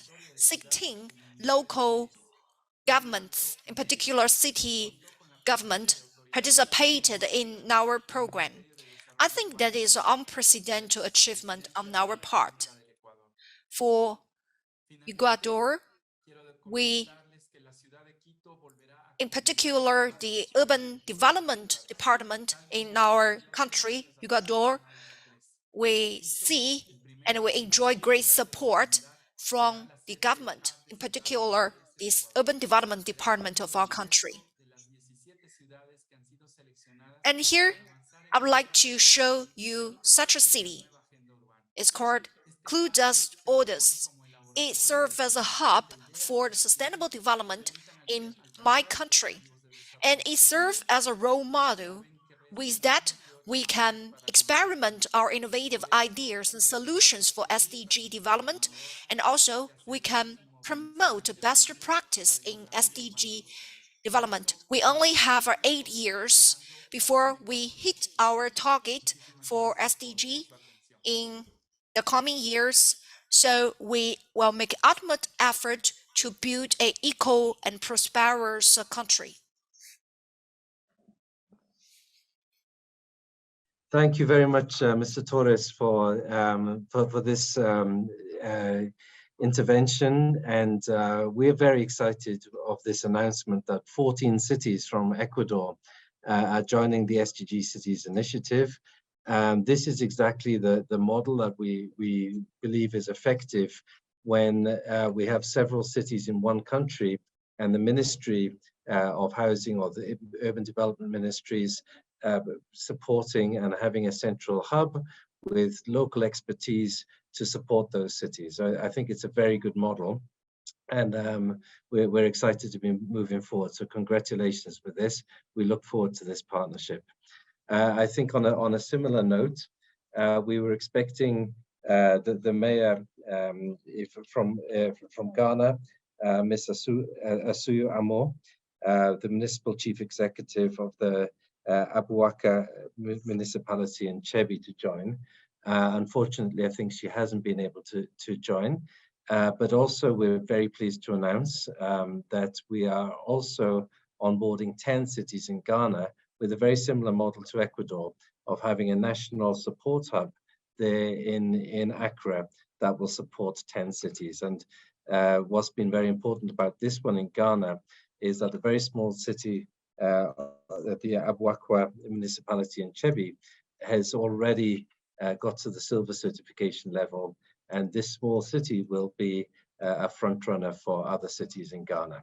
So thank you very much, Esteban, for your announcement about Ecuador, and we also have a similar announcement for Ghana, and we're looking forward to have a national program also in Ghana. So I think this brings us to the end of the SDG Cities presentations. We've gone a little bit over time, and my apologies for a few technical hiccups, but I'm also very grateful for the translation team. It's not easy translating in 4 languages and having participants from all over the world. So a huge thank you for the technical colleagues from the Shanghai municipality. Thank you. So now I give the opportunity to move to the second panel, which is about accelerating city organic renewal, building green and thriving neighborhoods, as was mentioned earlier by the Executive Director, Mr. Mark Watts of C40 Cities. And with that, I give the floor to Chang Liu, the Deputy Chief Representative of C40 Cities in China. Thank you so much. My name's Luke Sherlock, and I'm from C40 Cities, and I'm actually going to be moderating this section of today's proceedings. I just wanted to say a huge thank you to the SDG Cities team, to UN Habitat, and to the city of Shanghai for hosting us today. Brilliant to collaborate on this event.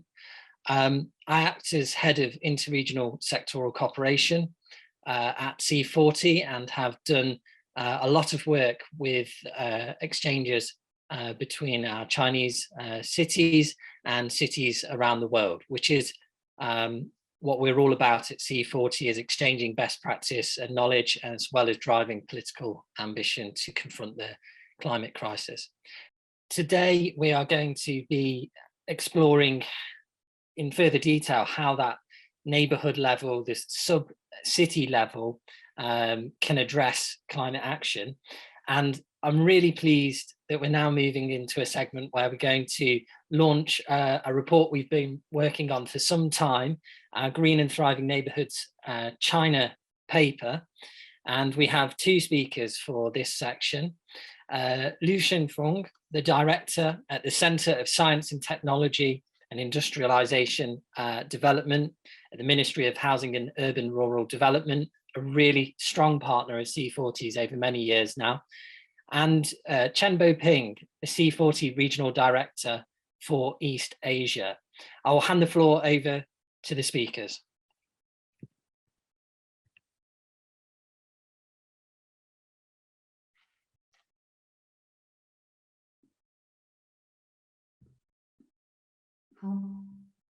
Liu Shenfeng, the floor is yours.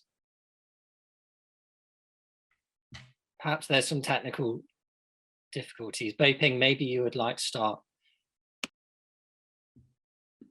好的，谢谢陆克先生的介绍，也感谢刚才刘强先生的致辞。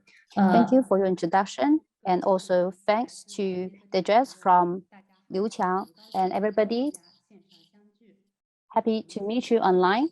It is my honor to represent our agency to take this opportunity to share with you the achievement we have made, and we can have the report launch, Green and Thriving Neighborhoods China paper.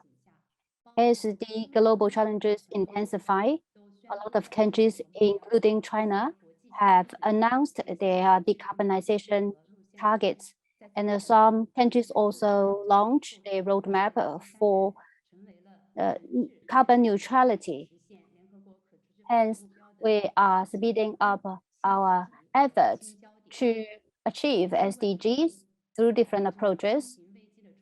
COVID-19, as well as the emerging crisis, as well as their evolvement, have changed people's mind towards their pursuit, and currently they are pursuing the resilient environment, and they also have the reflection on the local implementation of their pursuit. And currently, the neighborhoods need to address the problem of emission reduction, and they also need to improve their quality of their life and also improve their resilience. Hence, we release the paper to understand how we can build the green and a thriving neighborhood, which also put people first, which can also well adapt to the evolving landscape. And only when we have the green and low carbon development, we can have the sustainability. And the communities will play a big part in this field so that we will deliver the SDG goals. And on the sideline of the coming climate conference, and we have the release of approaches for the net zero roadmap. And we will also collaborate with the agency to compile the paper. And currently, after the compilation, we can have the report launch as the first chapter related to China's achievement in building green and thriving neighborhood. We have introduced our best practices. We hope we can provide a reference for Chinese other communities. In the meantime, the paper also include the policies and the cases of China's communities and neighborhoods. We would like to share the experiences of China's cities to build the green and thriving neighborhood. Long ago, the C40 Mayors Summit has also got the support from the relevant parties. And in the meantime, we also collaborate with the UNEP as well as UN Habitat to advance the fulfillment of the important agendas. And today, it will be a milestone for us to witness the report launch. We hope that will continue to lay the solid foundation for our future work. With this opportunity, I would like to thank your trust, in particular, the Center of Science and Technology and Industrialization Development. Thank you for your contribution to the report. And as always, we'll continue to support the exploration of our neighborhoods and also step up the communication and the partnership of cities around the world so that we'll continue to advance the implementation of SDG. In conclusion, I would like to thank the Shanghai government as well as the UN Habitat for hosting such an significant event. Thank you.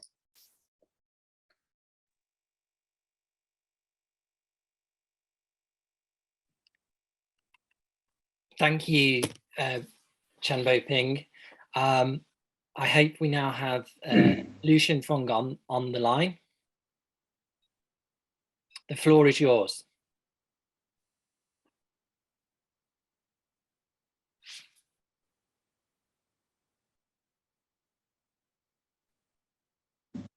Respected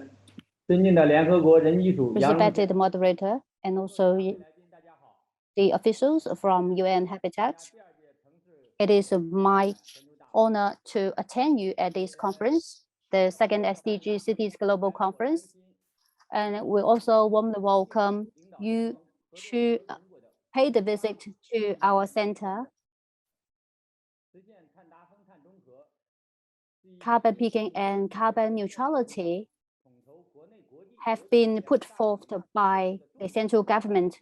It is important strategic deployment set up by the country.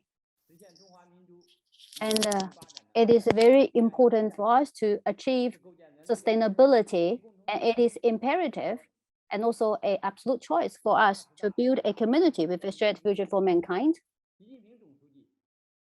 General Secretary Xi Jinping, in his address to the 20th CPC Congress, he mentioned that we must harness the advantages of our energy to have the phased measures to achieve our decarbonization targets.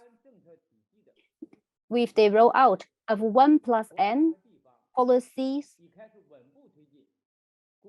our nation has advanced emission reduction in several sectors, such as construction, transportation, energy sector. I think cities have been important for us to achieve carbon peaking and carbon neutrality. And as they provide the public services to our residents, they have played an important role. And we can refer to the international experiences from other counterparts.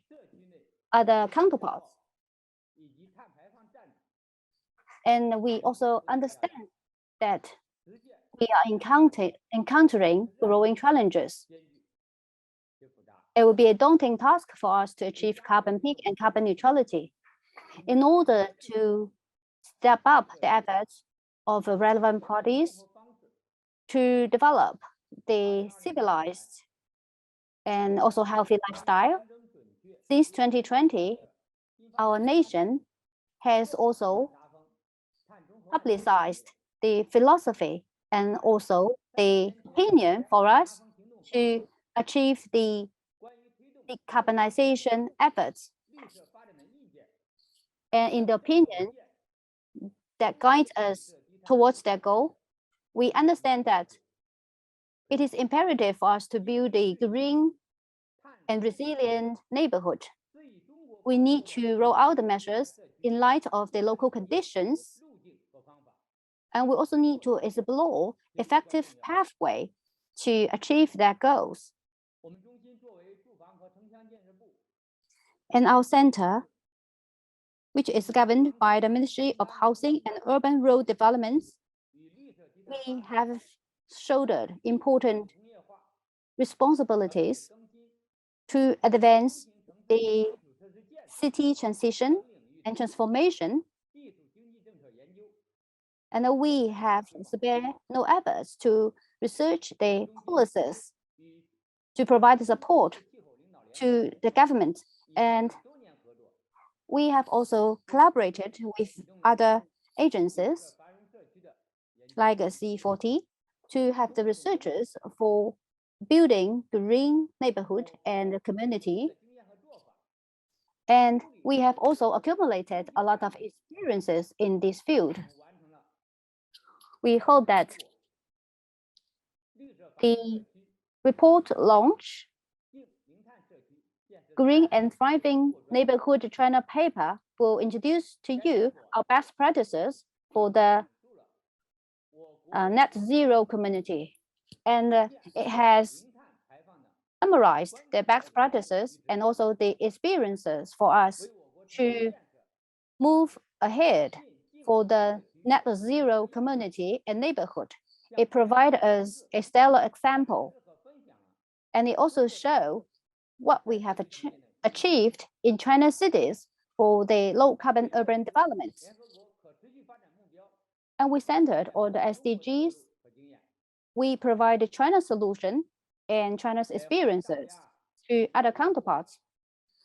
We also welcome you to make suggestions or comments on our paper so that we can pool our strength and wisdom and efforts to advance the implementation of SDG, as well as the efforts to build a thriving neighborhood. And hereby, I would also like to thank UN Habitat and also C40. Thank you for your support so that we can continue to advance the building of net zero neighborhood. Thank you again. I wish this forum a full success. Thank you. Thank you, Director. Thank you for your words. Thank you for your continued leadership on finding climate solutions. I'm really pleased to see this paper published after a long time of collaboration between CSTID, MOHURD, C40 and many others. So I'm sure you all want to hear more about the details of this paper. And to go through this, we have my colleague, Ho Jing, Senior Project Manager at C40 for our sectoral program, and Yao Chunyi, a good friend of ours, a professor level senior engineer in the Building Energy Conservation and Low Carbon Office at CSTID, Mohud. Jing, I will hand the floor over to you.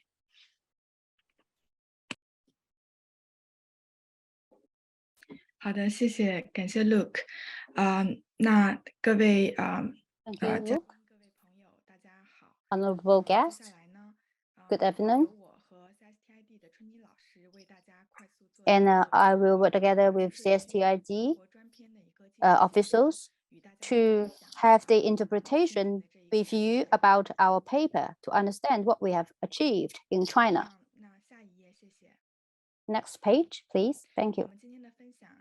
So our sharing will include 3 parts: general context and 10 modules or approaches, followed by construction pathway. Next slide. And next, I would like to start from the general context. Next slide, please. First, I would like to mention that in the SDG Cities Global Conference, we would like to emphasize the role and opportunities of neighborhood, because neighborhood has been very important scenario, and hence it will have a lot of opportunities. We believe that the international guidance bolster neighborhood unique opportunities. And so neighborhood in our context include the existing neighborhood and the neighborhood to be built. So, and also includes some old neighborhood. Those neighborhoods can provide us with unique opportunities. Firstly, we have very clear boundary, and also we try to make sure the neighborhood are of appropriate scale. And we believe neighborhood is a very appropriate carrier or unit, sub-unit in the governance of a city, via which we can experiment some innovative solution, and we can timely and dynamically measure and assess the result of our effort. And also in the neighborhood, we can have some cross-department and cross-sector. Also, we can have a fast innovation at a comparatively lower cost. And also the clear boundary between neighbors, and also the memorable features of a neighborhood make it an ideal carrier and an ideal target for our experiment. And also neighborhood can be used as a subunit in the process of fundraising. A neighborhood can be a platform on which we can centralize, and we can gather all stakeholders. So neighborhood is the cellular of organic body through which we can deliver the SDG target in a more holistic way.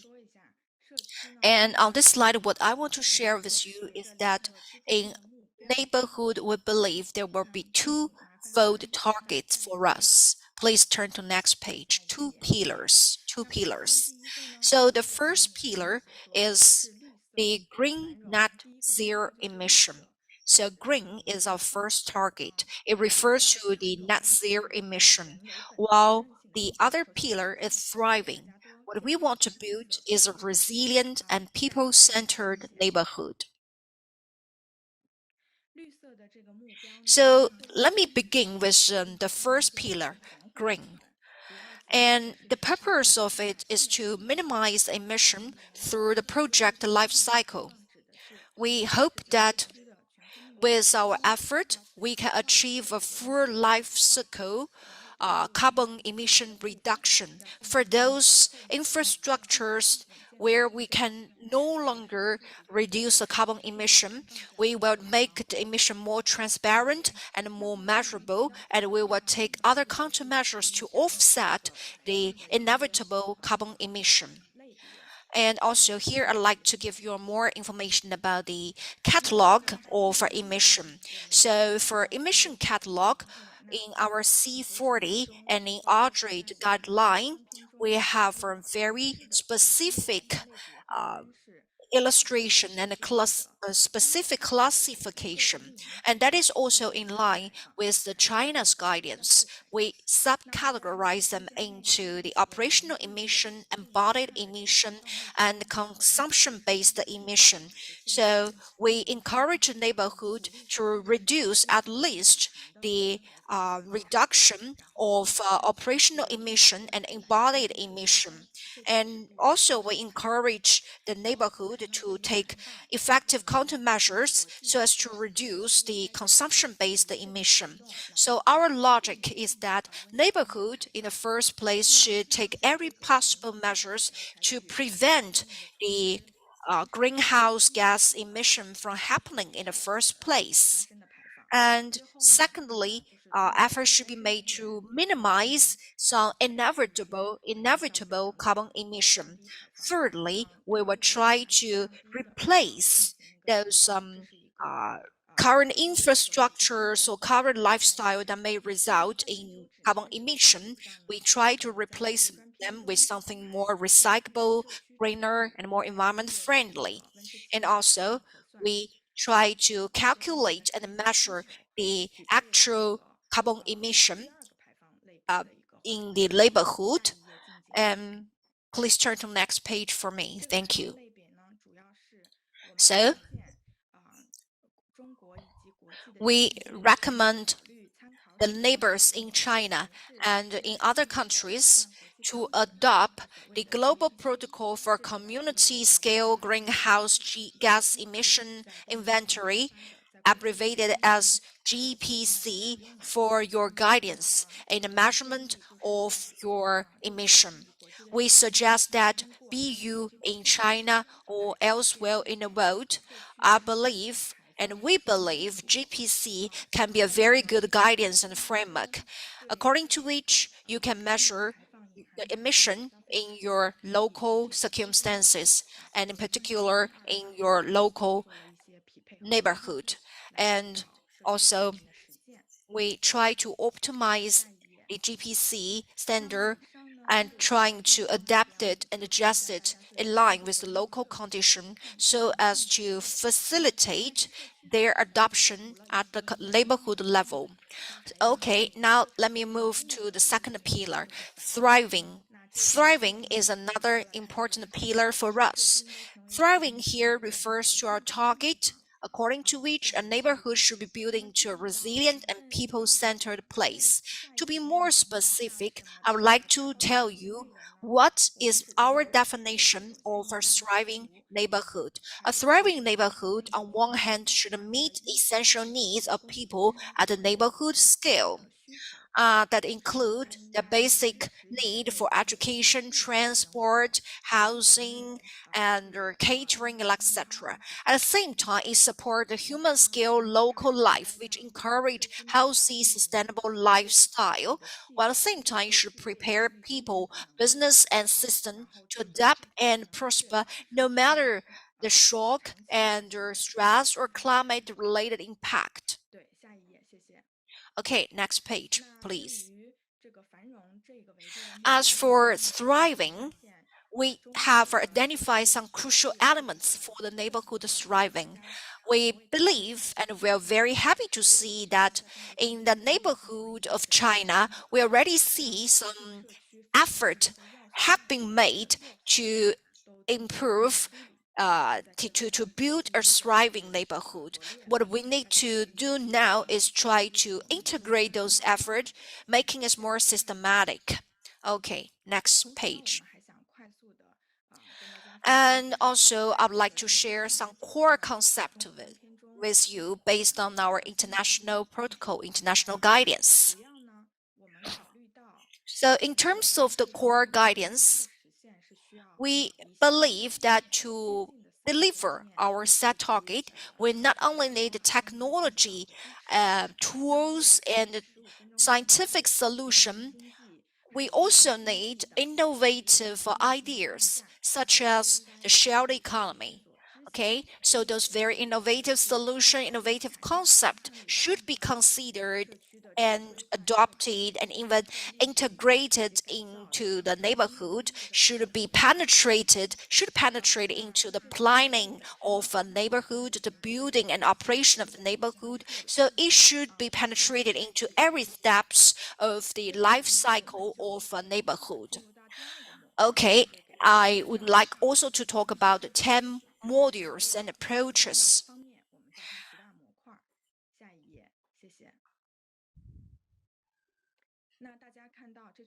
I believe on this slide, you can see the 10 modules approaches. And also, I try to illustrate the logical correlation between the 10 modules and our 2 pillars, green and thriving. So those 10 modules, they have been set up to build a green and thriving neighborhood, via which we can organize some holistic and systematic efforts to build a green and thriving neighborhood. Be it in the newly built neighborhood or in the old and existing neighborhood, those 10 modules can be adopted. And also, we have to make sure that those 10 modules are interrelated with each other. So in the initial planning of the neighborhood, you must consider how to ensure a sound interaction of those 10 modules in the building planning and the operation of your neighborhood. And also, I will very quickly go through those 10 modules for you. Well, for this part, I will invite my partner, Shunyi, to explain this part for you. Now I will give floor to Chunyi. The floor is yours. Good evening, everyone. So here, I'd like to quickly go through the 10 crucial modules. I believe in our report, you will see more details about those 10 modules. For each and every of them, we will explain some key concept in it and some China policy related to that particular module. And also, we will talk about Chinese cities case studies. And also, we will talk about the strategy and action list. So all those information are listed on our slides, and you can find all those details in our report. And I believe for each and every module, those Chinese city case studies can be very illustrative. So for the key concept, like the first one, the first module, green building and energy, the key concept is passive design. Because the passive design can help us to improve the building energy efficiency and also can minimize the conventional energy use and reduce carbon emission. And for China policy, we will promote green building, improve the building energy efficiency, and also we will, with the Chinese policy, we will optimize the energy structure and promote the application of renewable energy. And here I also list some cases for your reference. In those cases, we try to minimize the demand for energy. For example, by enhancing the performance of the energy conservation performance of the facade of a building, the exterior wall of the building, we can make our building more green, more environment friendly. And also, we should appropriately plan the scale and the boundary of the neighborhood, making sure that it can be scientific and reasonable. And also for the strategies and actions, we also have set up a series of indicators. For example, we not only have those suggested indicators, we also have identified the key stakeholders. For the green building, the key stakeholders including the planning and design institution, as well as the construction company, etc. So we also here have some cases to share with you. For example, we have one example in Qingdao that is the energy saving transformation of existing residential building, and also another case is in a near net zero areas in Shenzhen. Okay, the second module is a clean construction. And for this module, you can see its key concept emphasize the embodied emission and also is mainly focused on embodied emission. So for the scopes emission, it mainly relate to the consumption-based emission of scope 3.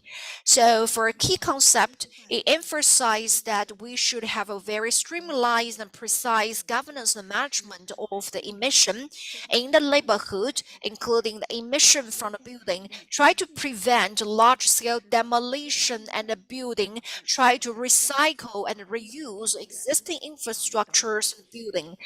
For example, we can renovate the space by changing its structure, by changing its function, rather than simply tearing down or demolishing the existing building. And also, for those buildings, new buildings that need to be built, we need to have very scientific planning, including the planning of its location, the choice of some raw materials and building construction materials, trying to make it more green and sustainable. And also in our plan, we should have a long-term strategic perspective so as to minimize the waste of resources, minimize the environmental impact. As for the last dimension, we also need to consider the quality of air and also the well-being of our workers at the construction sites. And we need to ensure the clean construction site and also the utilization of emission-free vehicles, etc. So in the spectrum of clean construction, we have the following components as shown on our slide. So including the clean materials and also the disposal of the waste at the construction site, and also the application of the vehicles and the machineries at the construction site, etc. And we also have the strategy to reduce emission included in the paper. It aligns with the guidance of the agency, and we also improve the efficiency of the materials, and we also use recycling to guide our planning and design, and we also ensure the safe and clean construction site. So we have a list for our guidelines, and you can see that we have the relevant indicators, including lowering the rate of demolition, etc. So it's applicable in the existing communities as well as the emerging neighborhoods, and it addresses the problem of embodied emission and also scope 3 emission, including Beijing, Nanjing, and Qingdao. In the cases have also been included in our paper. For example, in Beijing, in the Shougang steel plant, it has been retrofitted, and in Nanjing, the wooden structure has been applied. While in Nanjing, we have recycled the waste at the construction site. And as for the next module, we have the complete neighborhood. We build the compact neighborhood with full functions so that the residents can have the mobility through walking or cycling, and they can also access to the amenities and also food and healthcare or employment or education and other key services. It is quite close to the concept of 15 minutes neighborhood. So it is applicable to the household and also the commercial community and other park-based or industrial park-based areas. And in China,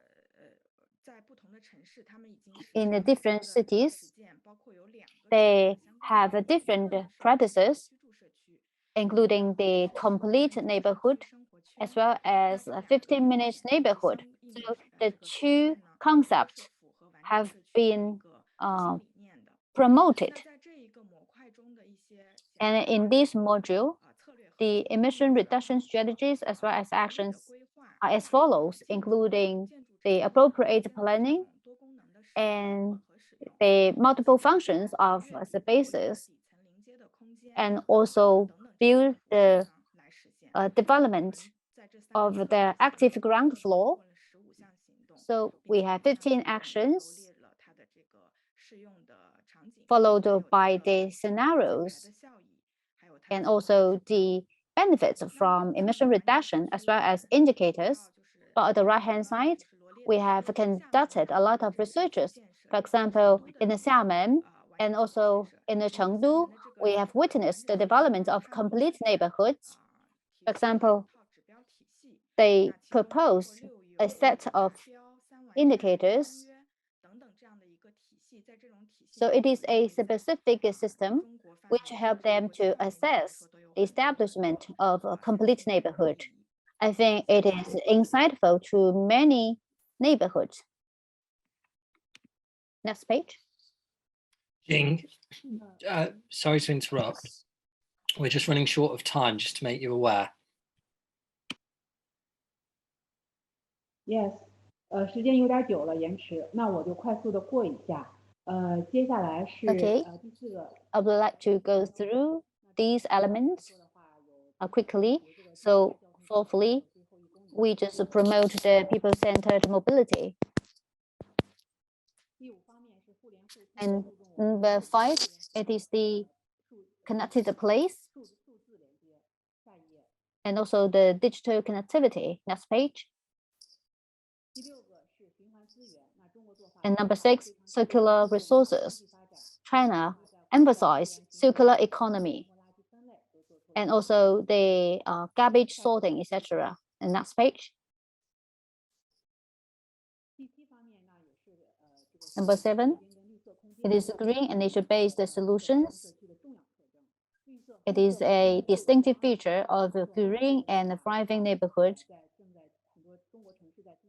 In many cities in China, they focus on the development of parks in order to develop the environmentally friendly cities.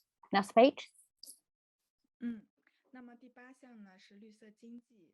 And number 8, green economy. It means that the neighborhood need to consider the support of local employment and economy to boost the sustainable development of the localities. For example, we need to boost the green employment and the green transition of enterprises.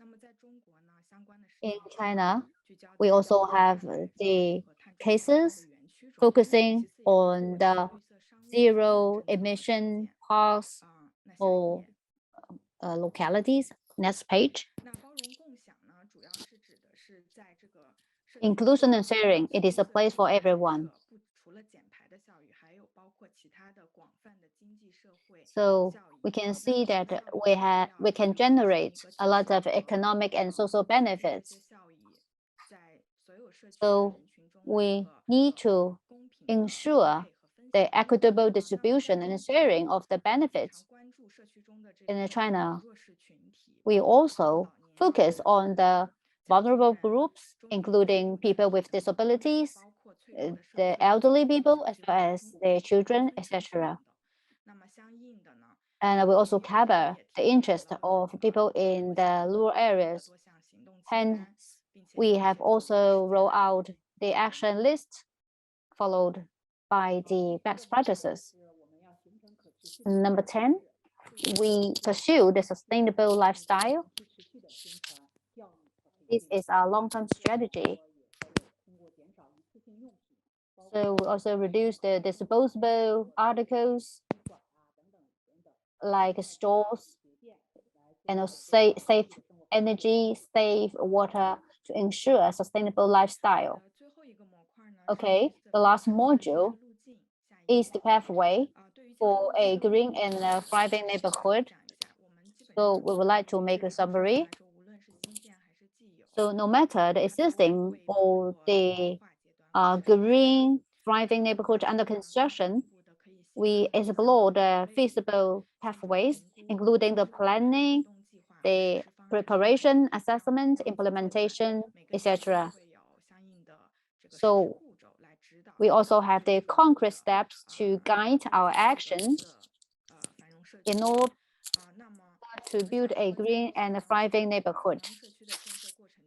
So in this process, we need to follow the principles. For example, mitigation has the equal importance with adaptation. And we also need to follow the guidance. And we also need to adopt measures in light of the local conditions. So because we are running out of time, we would like to stop here. So if you have interest, you can scan the QR code for more details.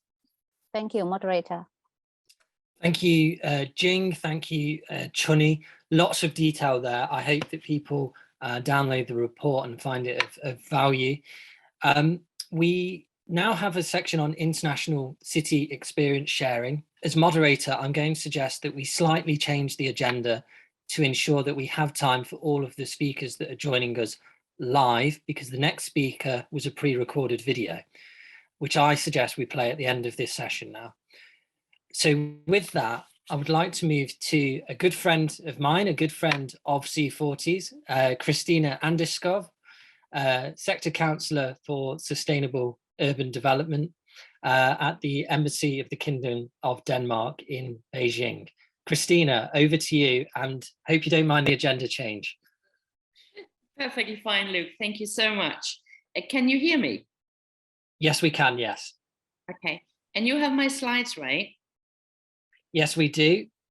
Because right now I can only see myself. I cannot see the slides. Yeah. Could the slides Christina, be loaded? one moment. Thank you. Sorry. Then while we're playing with the slides, I can say good evening to everyone from Beijing. As Luke so rightly said, my name is Christina Andeskov, and I'm the Sector Councillor for Sustainable Urban Development here at the Danish Embassy in Beijing. Before working for the Danish Ministry of Foreign Affairs, I've been working 10 years for the city of Copenhagen. And my main role here in Beijing is to coordinate the strategic sector cooperation on sustainable urban development between Copenhagen and Beijing. So this is very much what my presentation will be about. Next, please. Yeah, and that was just me. Next, please. Basically, I will be showing you a lot of pictures, but we'll just stop here for a second to say that I think many of you know Copenhagen as a very green city, a green city where the harbor is so clean that we happily toss our children in the water of the former industrial harbor every summer, and where 62% of all Copenhageners, they bike to school and work every day, come rain or snow. It also means that most Copenhageners, they do not own a car. The bike to car ratio in Copenhagen is 7:1. Personally, I myself, I do not own a car, but I do own 3 bicycles. It's also, it's been the goal of Copenhagen since 2009 to become carbon neutral by 2025. I know many of you have heard about this goal. We've been working very hard on it, but I want to stress that this summer we had to realize we would not reach the goal, so it was abandoned. We will reach about 80% cuts on carbon emissions compared to 2005 baseline. And our new goal is to become climate positive by 2035, just so we have that straight. Next, please.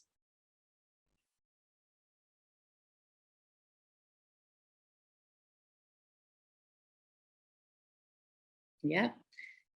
This is just to show we are trying to change the energy mix. It's a few pictures. We have the wind turbines before. They are just outside a few kilometers from my home in Copenhagen, where we have the wind turbines. And this is going very fast. Can we go back a little bit? Just one slide. Yeah. Here we're just trying to show the roof of the largest waste incineration plant in Copenhagen. It is so clean, the air coming out of the waste incineration, that we have built a skiing slope on top of the waste incineration plant. There is no snow on it. It's not cold enough most of the year, so it's a green skiing slope. Next, please. Since 2018, Beijing and Copenhagen have been working together in a strategic project on sustainable urban development. And especially because there's so many Chinese listeners here today, I just wanted to bring forward the 14th five-year plan of China. Because here you have many of the elements that we are working with. We started working with them before the 14th five-year plan came out. We started working together in 2018. But this is just to say carbon neutrality by 2060, a very big Chinese goal. We work on that, reducing and managing sludge from wastewater treatment, improving wastewater treatment, and groundwater storage, also something we work with, climate change adaptation, sponge city to make our cities more resilient towards the effects of climate change, overall livability in our cities, and overall greening and biodiversity, and of course, circular economy, which is a very important element of all of this. So these are sort of the main policy issues that this project is supporting. Next, please. And now I'll dive a little deeper into the actual cooperation. All the people you are seeing here are the Danish-Chinese team of experts working on climate change adaptation, what you call a sponge city here in China. Next, please. Here are some pictures from Tongzhou sub-district of Beijing. It's a newly developed area, and this was the first visit of the experts. And as you can see, it's a building site. But if we move a little further, next slide, please. And we take the next one also.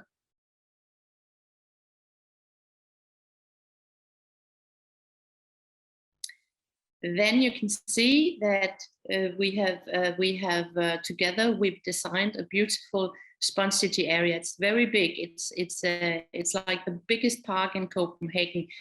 Just this area in Tongzhou in the sub-district of Beijing.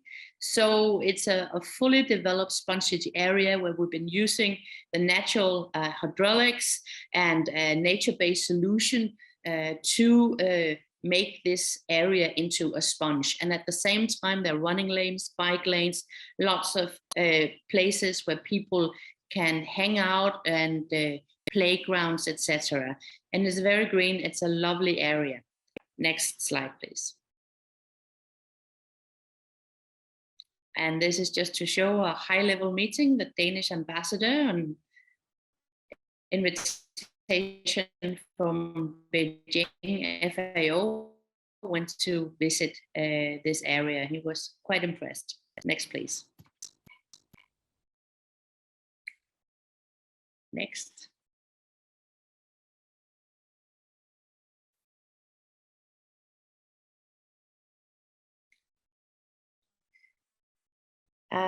Part of working with Sponge City and larger infrastructure project is also the very important element of citizens' involvement. So if you go one back, please.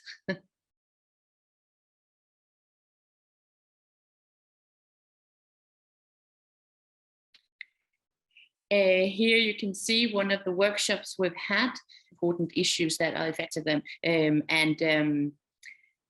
I think the formal presentation also highlights that working on community level, this is extremely important to have a good dialogue with the citizens, because otherwise, no matter how wonderful an idea you come up with, the best piece of infrastructure ever, if the citizens do not feel the ownership, I do not believe it will have the same kind of success as when you involve the citizens from the beginning. And that goes for all types of projects, but especially when we're talking about climate change and these serious issues affecting people's lives, letting them understand, letting them have a say is a very good way of working. So that is also integrated into this cooperation. Next, please. Here is the other track we're working on. It's a picture. While those of you who read Chinese can see, it is not from the Gaobaijian wastewater treatment plant, but the Gaobaijian is where we're working together. Next, please. Basically, what we are trying to do is to produce energy from sludge, and also to reduce the amount of energy spent on wastewater treatment. There's a huge amount of energy used for treating wastewater. And actually the sludge itself can produce that energy. So why buy energy when you can produce it yourself? In Copenhagen, we can in fact produce 200% more energy from the sludge than the plant is using. And that energy is biogas that the Copenhageners use for cooking, amongst others. So it's a very circular way of using our energy. And here in Beijing, we're trying to share this knowledge. Next, please. Next, please.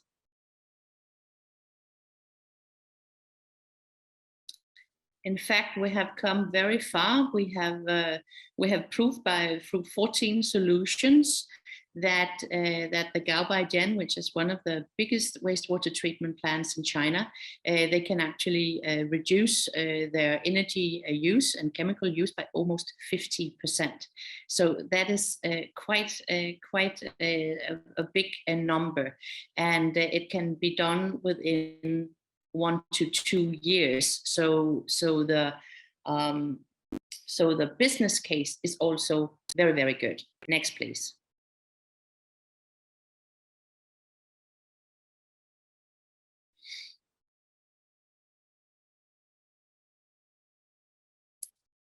And next, please. This is all from inside the plant. We've been working in new creative ways due to the COVID pandemic. So we've been doing like online, offline field work, which has been a very good way of working, actually. The last track I will talk about is energy efficiency in existing buildings, where also C40 is a partner. And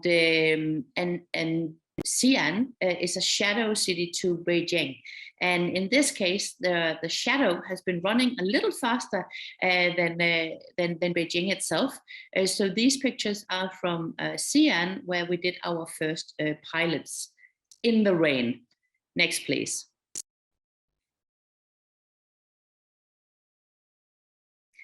What we are trying to do here is Copenhagen has reduced the energy use in their own building mass, in the city building mass, quite significantly. And we have been trying to test if the methods used in Copenhagen could be adjusted and transferred to a Chinese setting. We weren't sure that was possible, but the project in Xi'an and in Beijing has proved that it is indeed possible, and we have been able to cut energy use by about 25%, which is quite high. Next, please.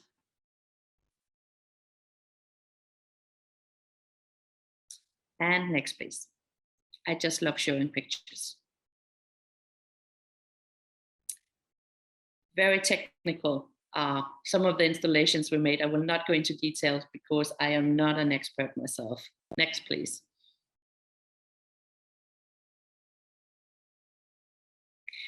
And then I just wanted to comment on sustainable urban development in itself, because we do work on these 3 tracks, but we also try through our cooperation between Beijing and Copenhagen and the Danish embassy to talk about sustainability, sustainable urban development wherever we can.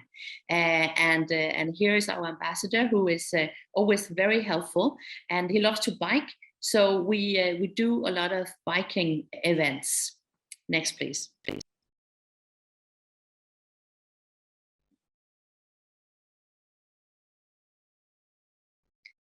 And next, please.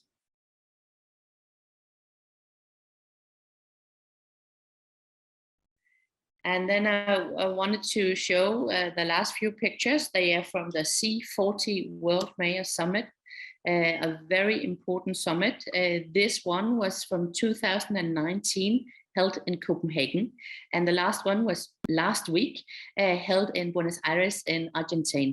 And I just want to stress that this is such an important forum for experts and for politicians, for mayors, to share ideas, gain new knowledge on sustainability.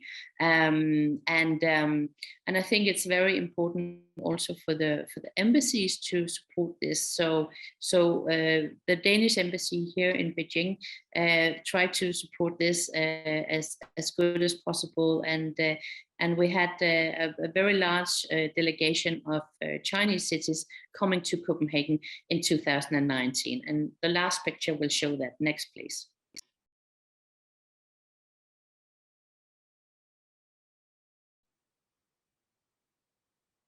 So basically, this is just an encouragement to work together, to cooperate.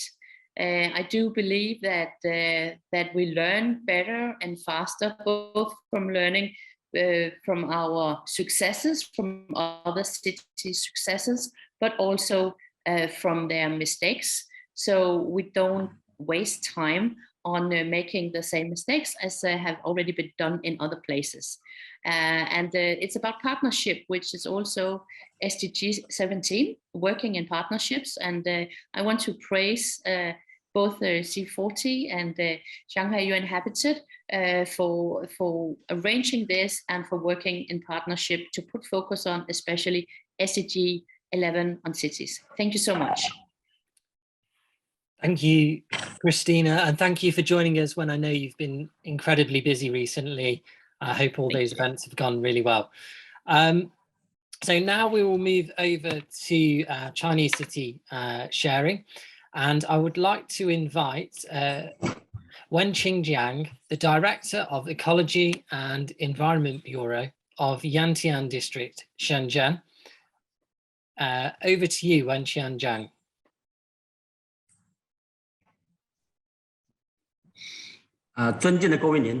Distinguished guests, ladies and gentlemen, my dear friends, good evening. It is a great honor for me to present in today's event. And I would like to come here to share Shenzhen's practice for building green and thriving community. And it's a case study of Damingsha community, Yantian district. So firstly, I'd like to brief over Yantian district. It's located to the east in the east of Shenzhen and on the Booster Coast of Dapeng Bay. It's the only administrative area in Shenzhen that is connected with Hong Kong by both land and water. It covers 215,400 square meters with a district GDP of 76.049 billion yuan, and is blessed with superior natural resources, in particular with high quality ocean resources, and that is why it has been listed as one of the most beautiful coastal areas in China. I remember only 8 cities have been listed in that category. And also, we have been listed as demonstrative areas of construction of ecological civilization and one of the first United Nations SUC pilot area for sustainable development. So it serves as a role model for the sustainable development. I'd like to share my report from 3 perspectives. The firstly is an overview of Dameisha community.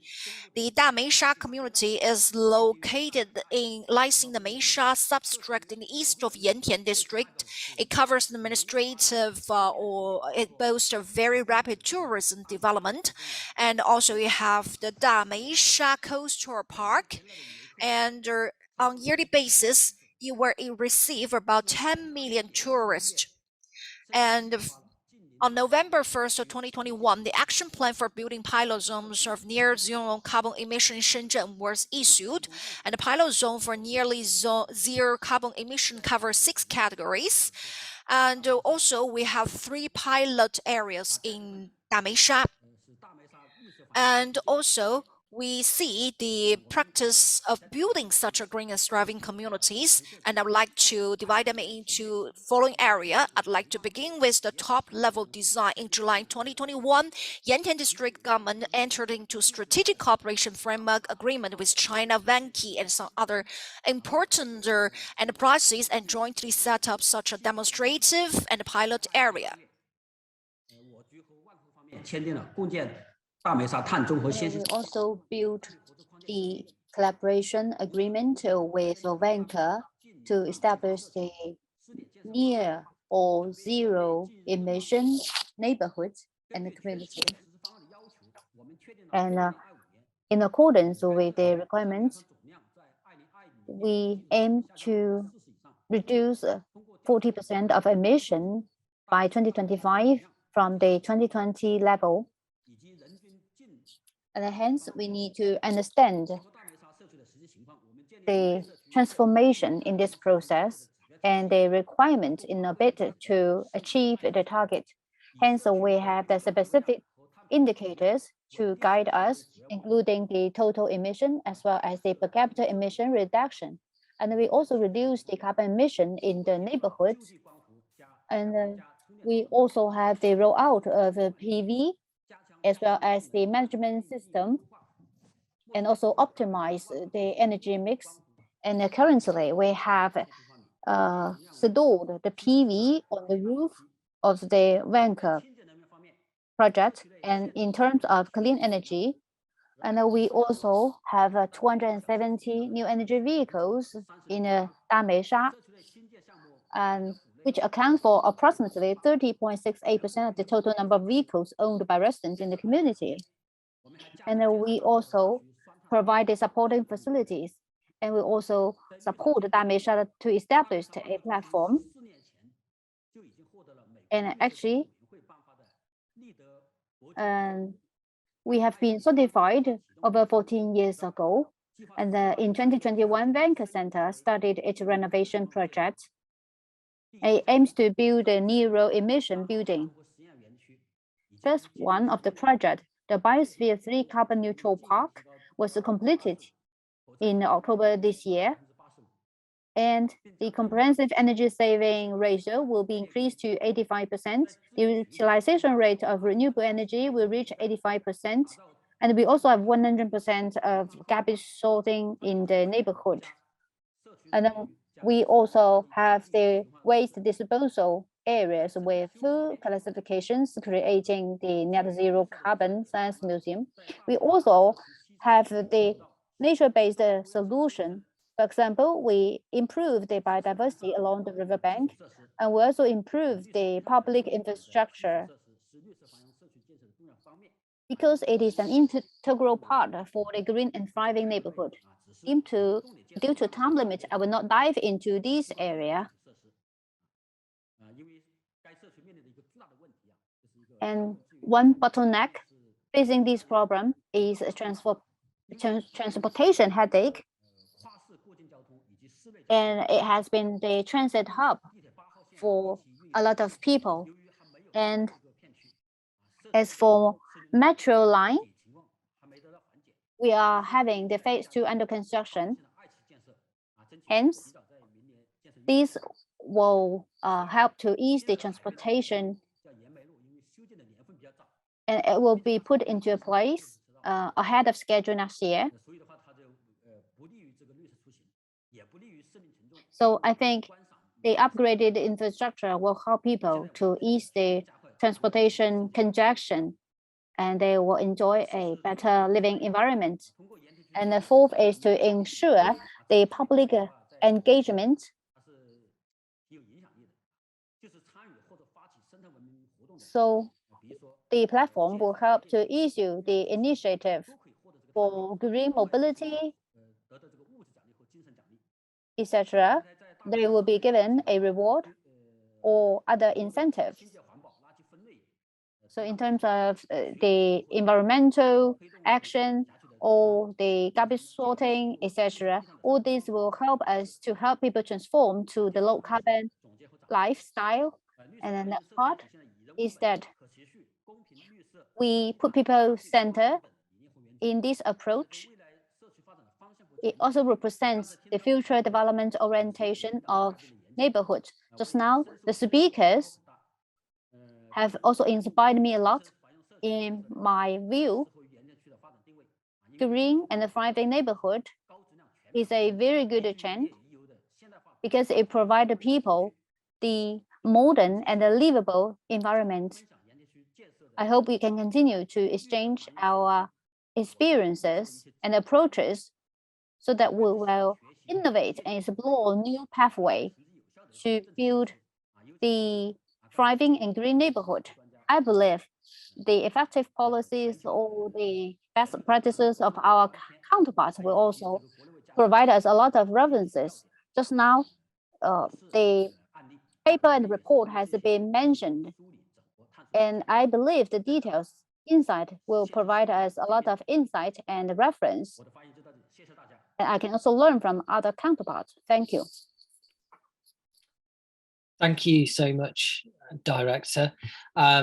Really inspiring to hear this speech. Shenzhen was the first city I visited in China back in 2016, and it gave me some hope that we'd find the solutions to the climate crisis, seeing the rollout of EVs in particular in your city. Without further delay, I would like to invite Wang Li, Deputy Secretary of the Working Committee and Executive Deputy Director of the Management Committee of Qingdao Sino-German Ecological Park, and a member of the Working Committee and Deputy Director of the Management Committee of Qingdao Free Trade Zone. Wang Li, the floor is yours.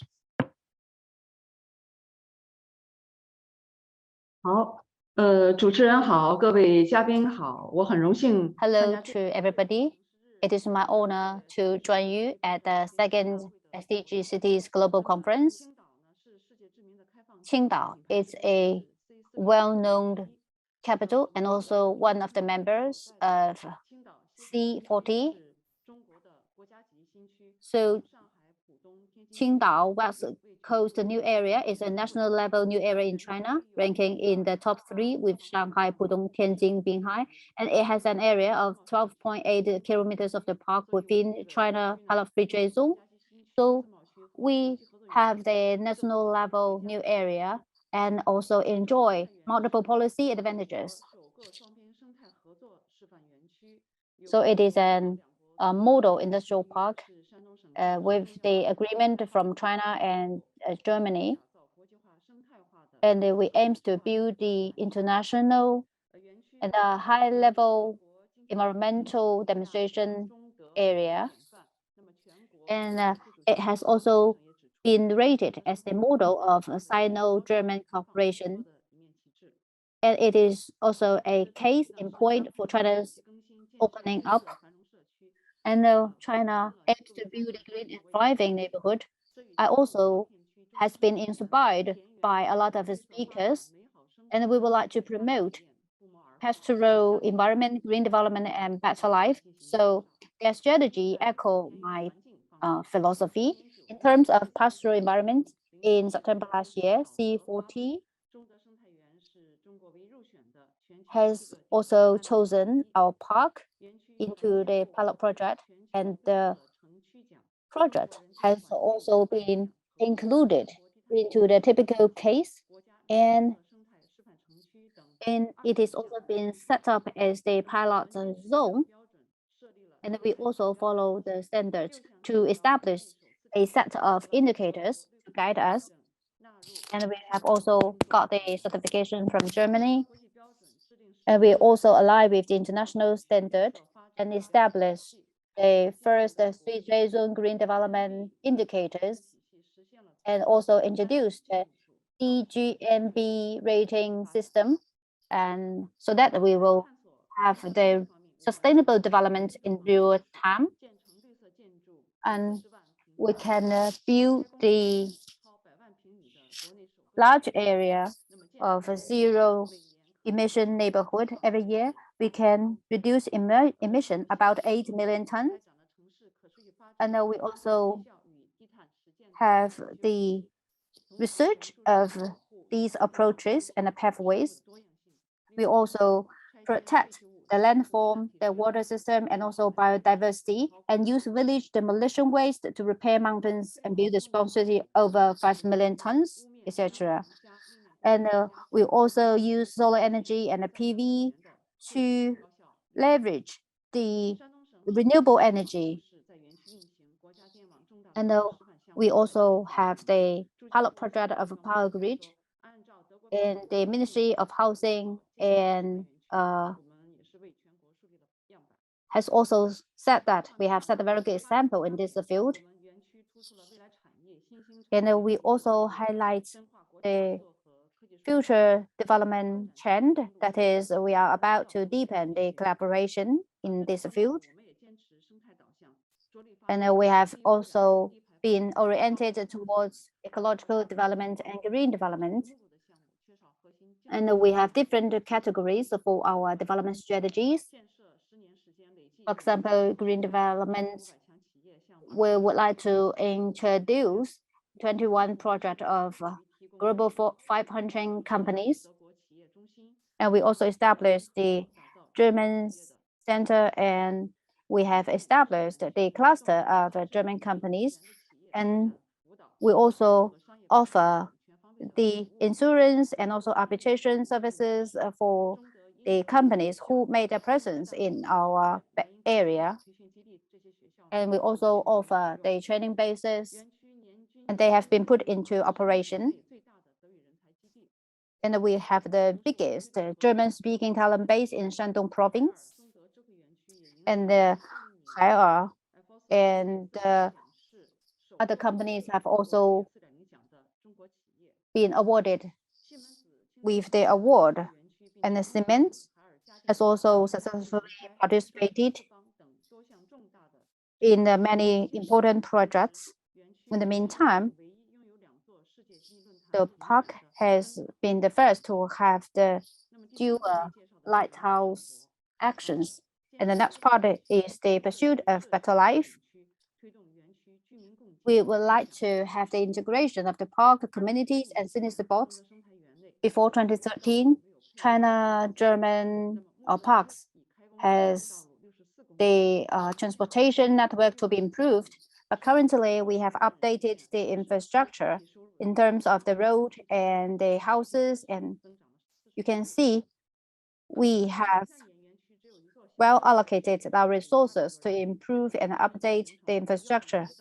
And currently, we have the improved education system from the kindergarten to university, it is expected that by 2025, there will be a total population of 100 million in the park, and the people can enjoy a better life as they have a variety of activities and festivals to attend. And the German Ironman International Piano Open Championship also settled down permanently. And also the FC Bayern China School has also been operation.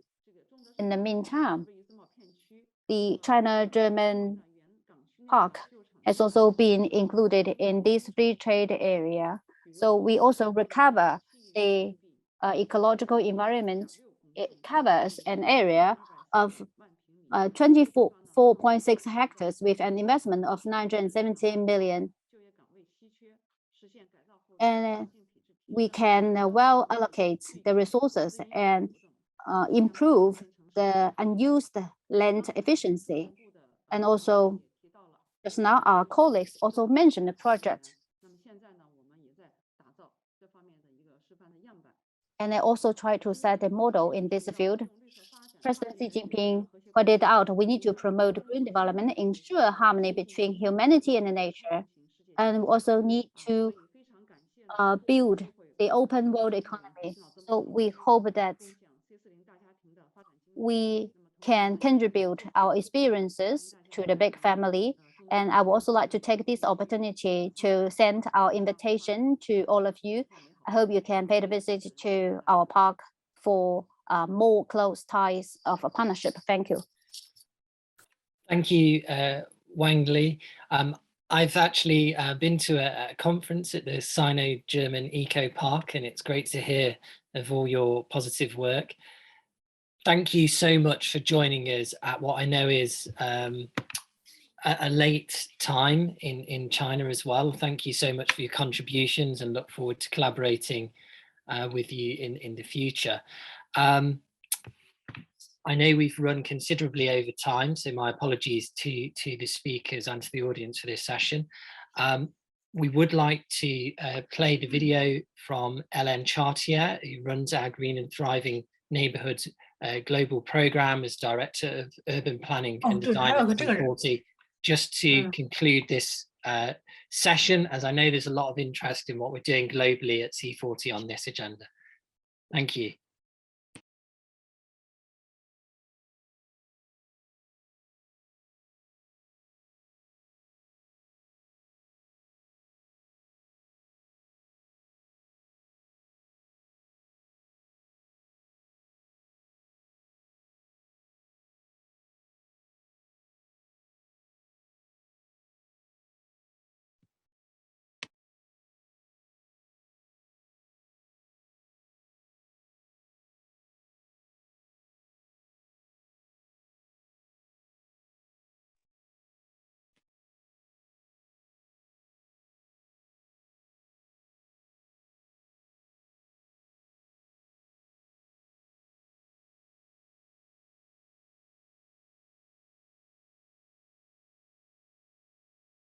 Neighborhood and to support cities and stakeholders who are developing neighborhood projects. Let me give you an overview of this framework. First of all, the framework is based on two main pillars. The first one is about developing net zero districts, net zero communities. The second one is really about the quality of life, the livability of the neighborhood. Let me first focus on the first pillar. How cities can develop net zero community. The first thing is to tackle operational emission, developing net zero building, net zero transport and waste and treatment for the waste. We know that in C40 city, the operational emission mainly come from building than from transport. To do this, cities must minimize energy demand in the neighborhood, must invest in energy infrastructure and decarbonize energy supply through the development of renewable energy. They must especially tackle emission from the building through the development of net zero new building and they must plan the retrofitting of all of the building of the neighborhood. Let me give an example here. The project of Backstopping in Heidelberg, Germany, has been very inspiring neighborhood project. It is the largest passive house neighborhood of the world. Not only the neighborhood reduced to a minimum the energy demand, but it also developed an energy district system that has enabled the neighborhood to be net zero in operation. The project also developed a lot of innovative solutions to, for example, help citizens to monitor their emission and reduce their energy consumption. The project has also tackled operational emission from the transport through the extension of a tram line that connects the neighborhood to the rest of the cities, and the development of a mobility plan that has really helped the residents to walk, bike across the neighborhood. But when developing an ambitious net zero neighborhood, city must also tackle imported emission. We know that cities are not measuring the right things. Most of the city report only production-based emission. But if you consider imported emission, the emission of the city can almost double. So it is absolutely key to also integrate embodied emission and consumption-based emission, who are the main imported emission for a neighborhood. So let me first focus on embodied emission. What are embodied emissions? These are the emissions that arise from any construction activities in the neighborhood. New construction, renovation, all of the construction work are producing emissions that we must tackle. For that, we must first prioritize existing building to reduce the need of new construction. We must then build for the future and especially expand the life of the building to stop this circle of demolition, reconstruction. We must finally switch to low carbon materials and especially try to reduce the use of cement and steel that are the main contributor of embodied emission. In terms of target, an ambitious neighborhood project should try to reduce embodied emission by approximately 50% compared to business as usual project.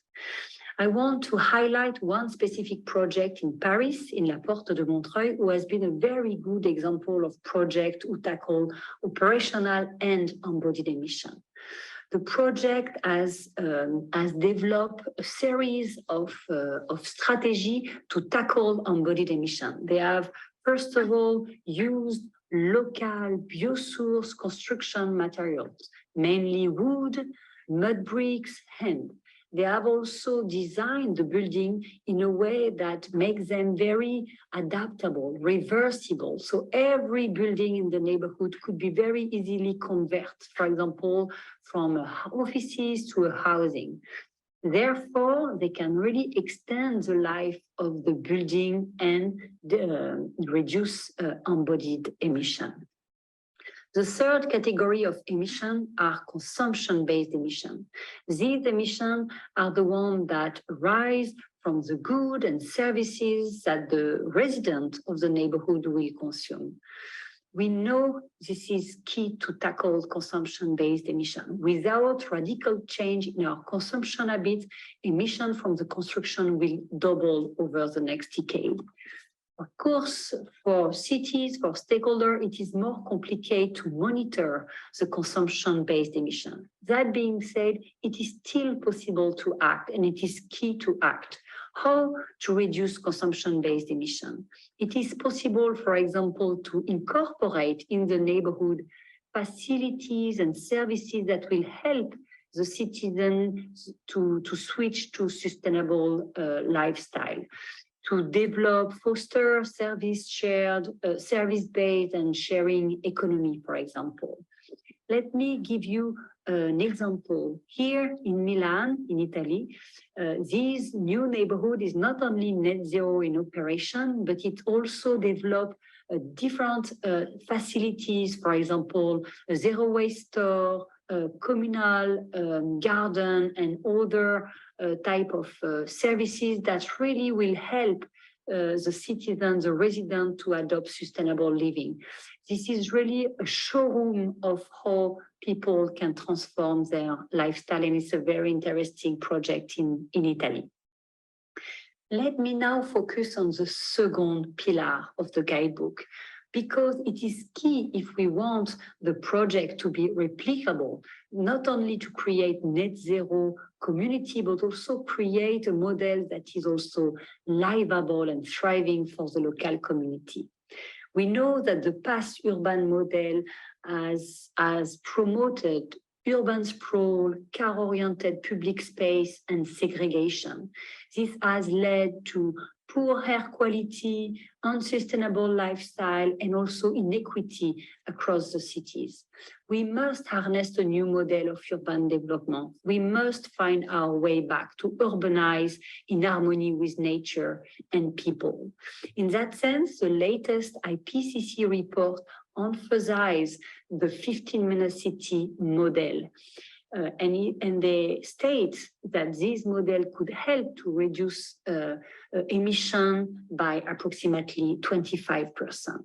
This model is one that allows everyone in every neighborhood to meet most of their need within a short walk or bike ride of their home. It is really about promoting decentralization and proximity to harness a thriving local life in every neighborhood. But what are the main principles behind the 15-minute city? First of all, it's about creating a polycentric cities made of complete neighborhood. A complete neighborhood is one that is dense, compact, that has a mix of use, a mix of people as well, with a diverse range of housing, and that incorporate the key amenities in the neighborhood. Of course, this model does not mean isolation. So it's also very important that every neighborhood is connected to the rest of the city through public transport, but also through digital connection and services. Another key principle of the 15-minute city, it's about transforming the public space. Public space is the living room, the backbone of a neighborhood. It should be a place where people can meet, socialize, and therefore it is very key to reclaim space from cars and to free up space for the people and for the nature. The final principle is really about harnessing nature. We know that nature is a fantastic way to prepare neighborhood to climate change, to adapt neighborhood to tackle climate change, to reduce temperature, to reduce flood risk, but also to harness well-being for the inhabitant and to harness healthy living.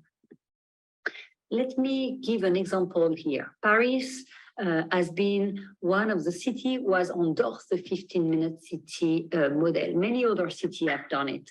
For this, Paris has transformed their zoning rules to promote medium density, a mix of use, and a diverse range of housing in every neighborhood of the city.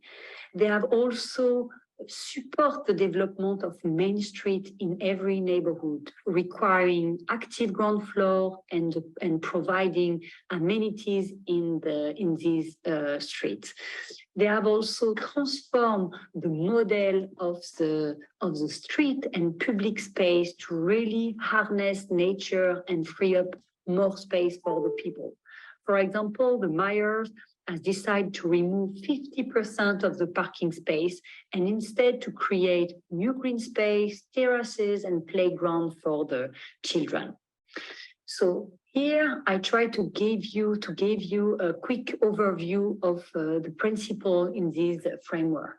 They are organized through 10 approaches for achieving green and thriving neighborhood. The 5 first approaches of the guidebook really give indicator, example for the 5 principles of the 15-minute cities. The two next one is really how to achieve net zero building and construction. And the third and the three last one is really about preparing sustainable future through green job and sustainable lifestyle. Based on this framework, C40 has been partnering with leading stakeholders and organizations such as UN Habitat, UNEP, and the Professor Carlos Moreno to create a new green and thriving neighborhood program. For this program, we have created a global forum of cities who are working together to exchange knowledge, best practices while developing their neighborhood project. We are also supporting a deep demonstration program in the aim of developing neighborhood pilots. Through this program, we have connected different projects and cities across the world, from Copenhagen to Paris to Toronto, Beijing, and Bogota, that will really develop together green and thriving neighborhood project and harness a new model of urban development. Thank you very much for your time and for your attention.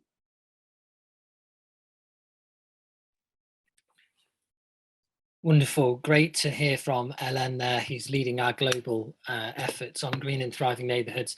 Thank you for joining us today. Apologies once again to our speakers and the audience for overrunning, but clearly so much information to convey on this agenda. So I will leave it there as your moderator and let you get on with your days, or let you get some sleep, and we'll finish there. Thank you so much.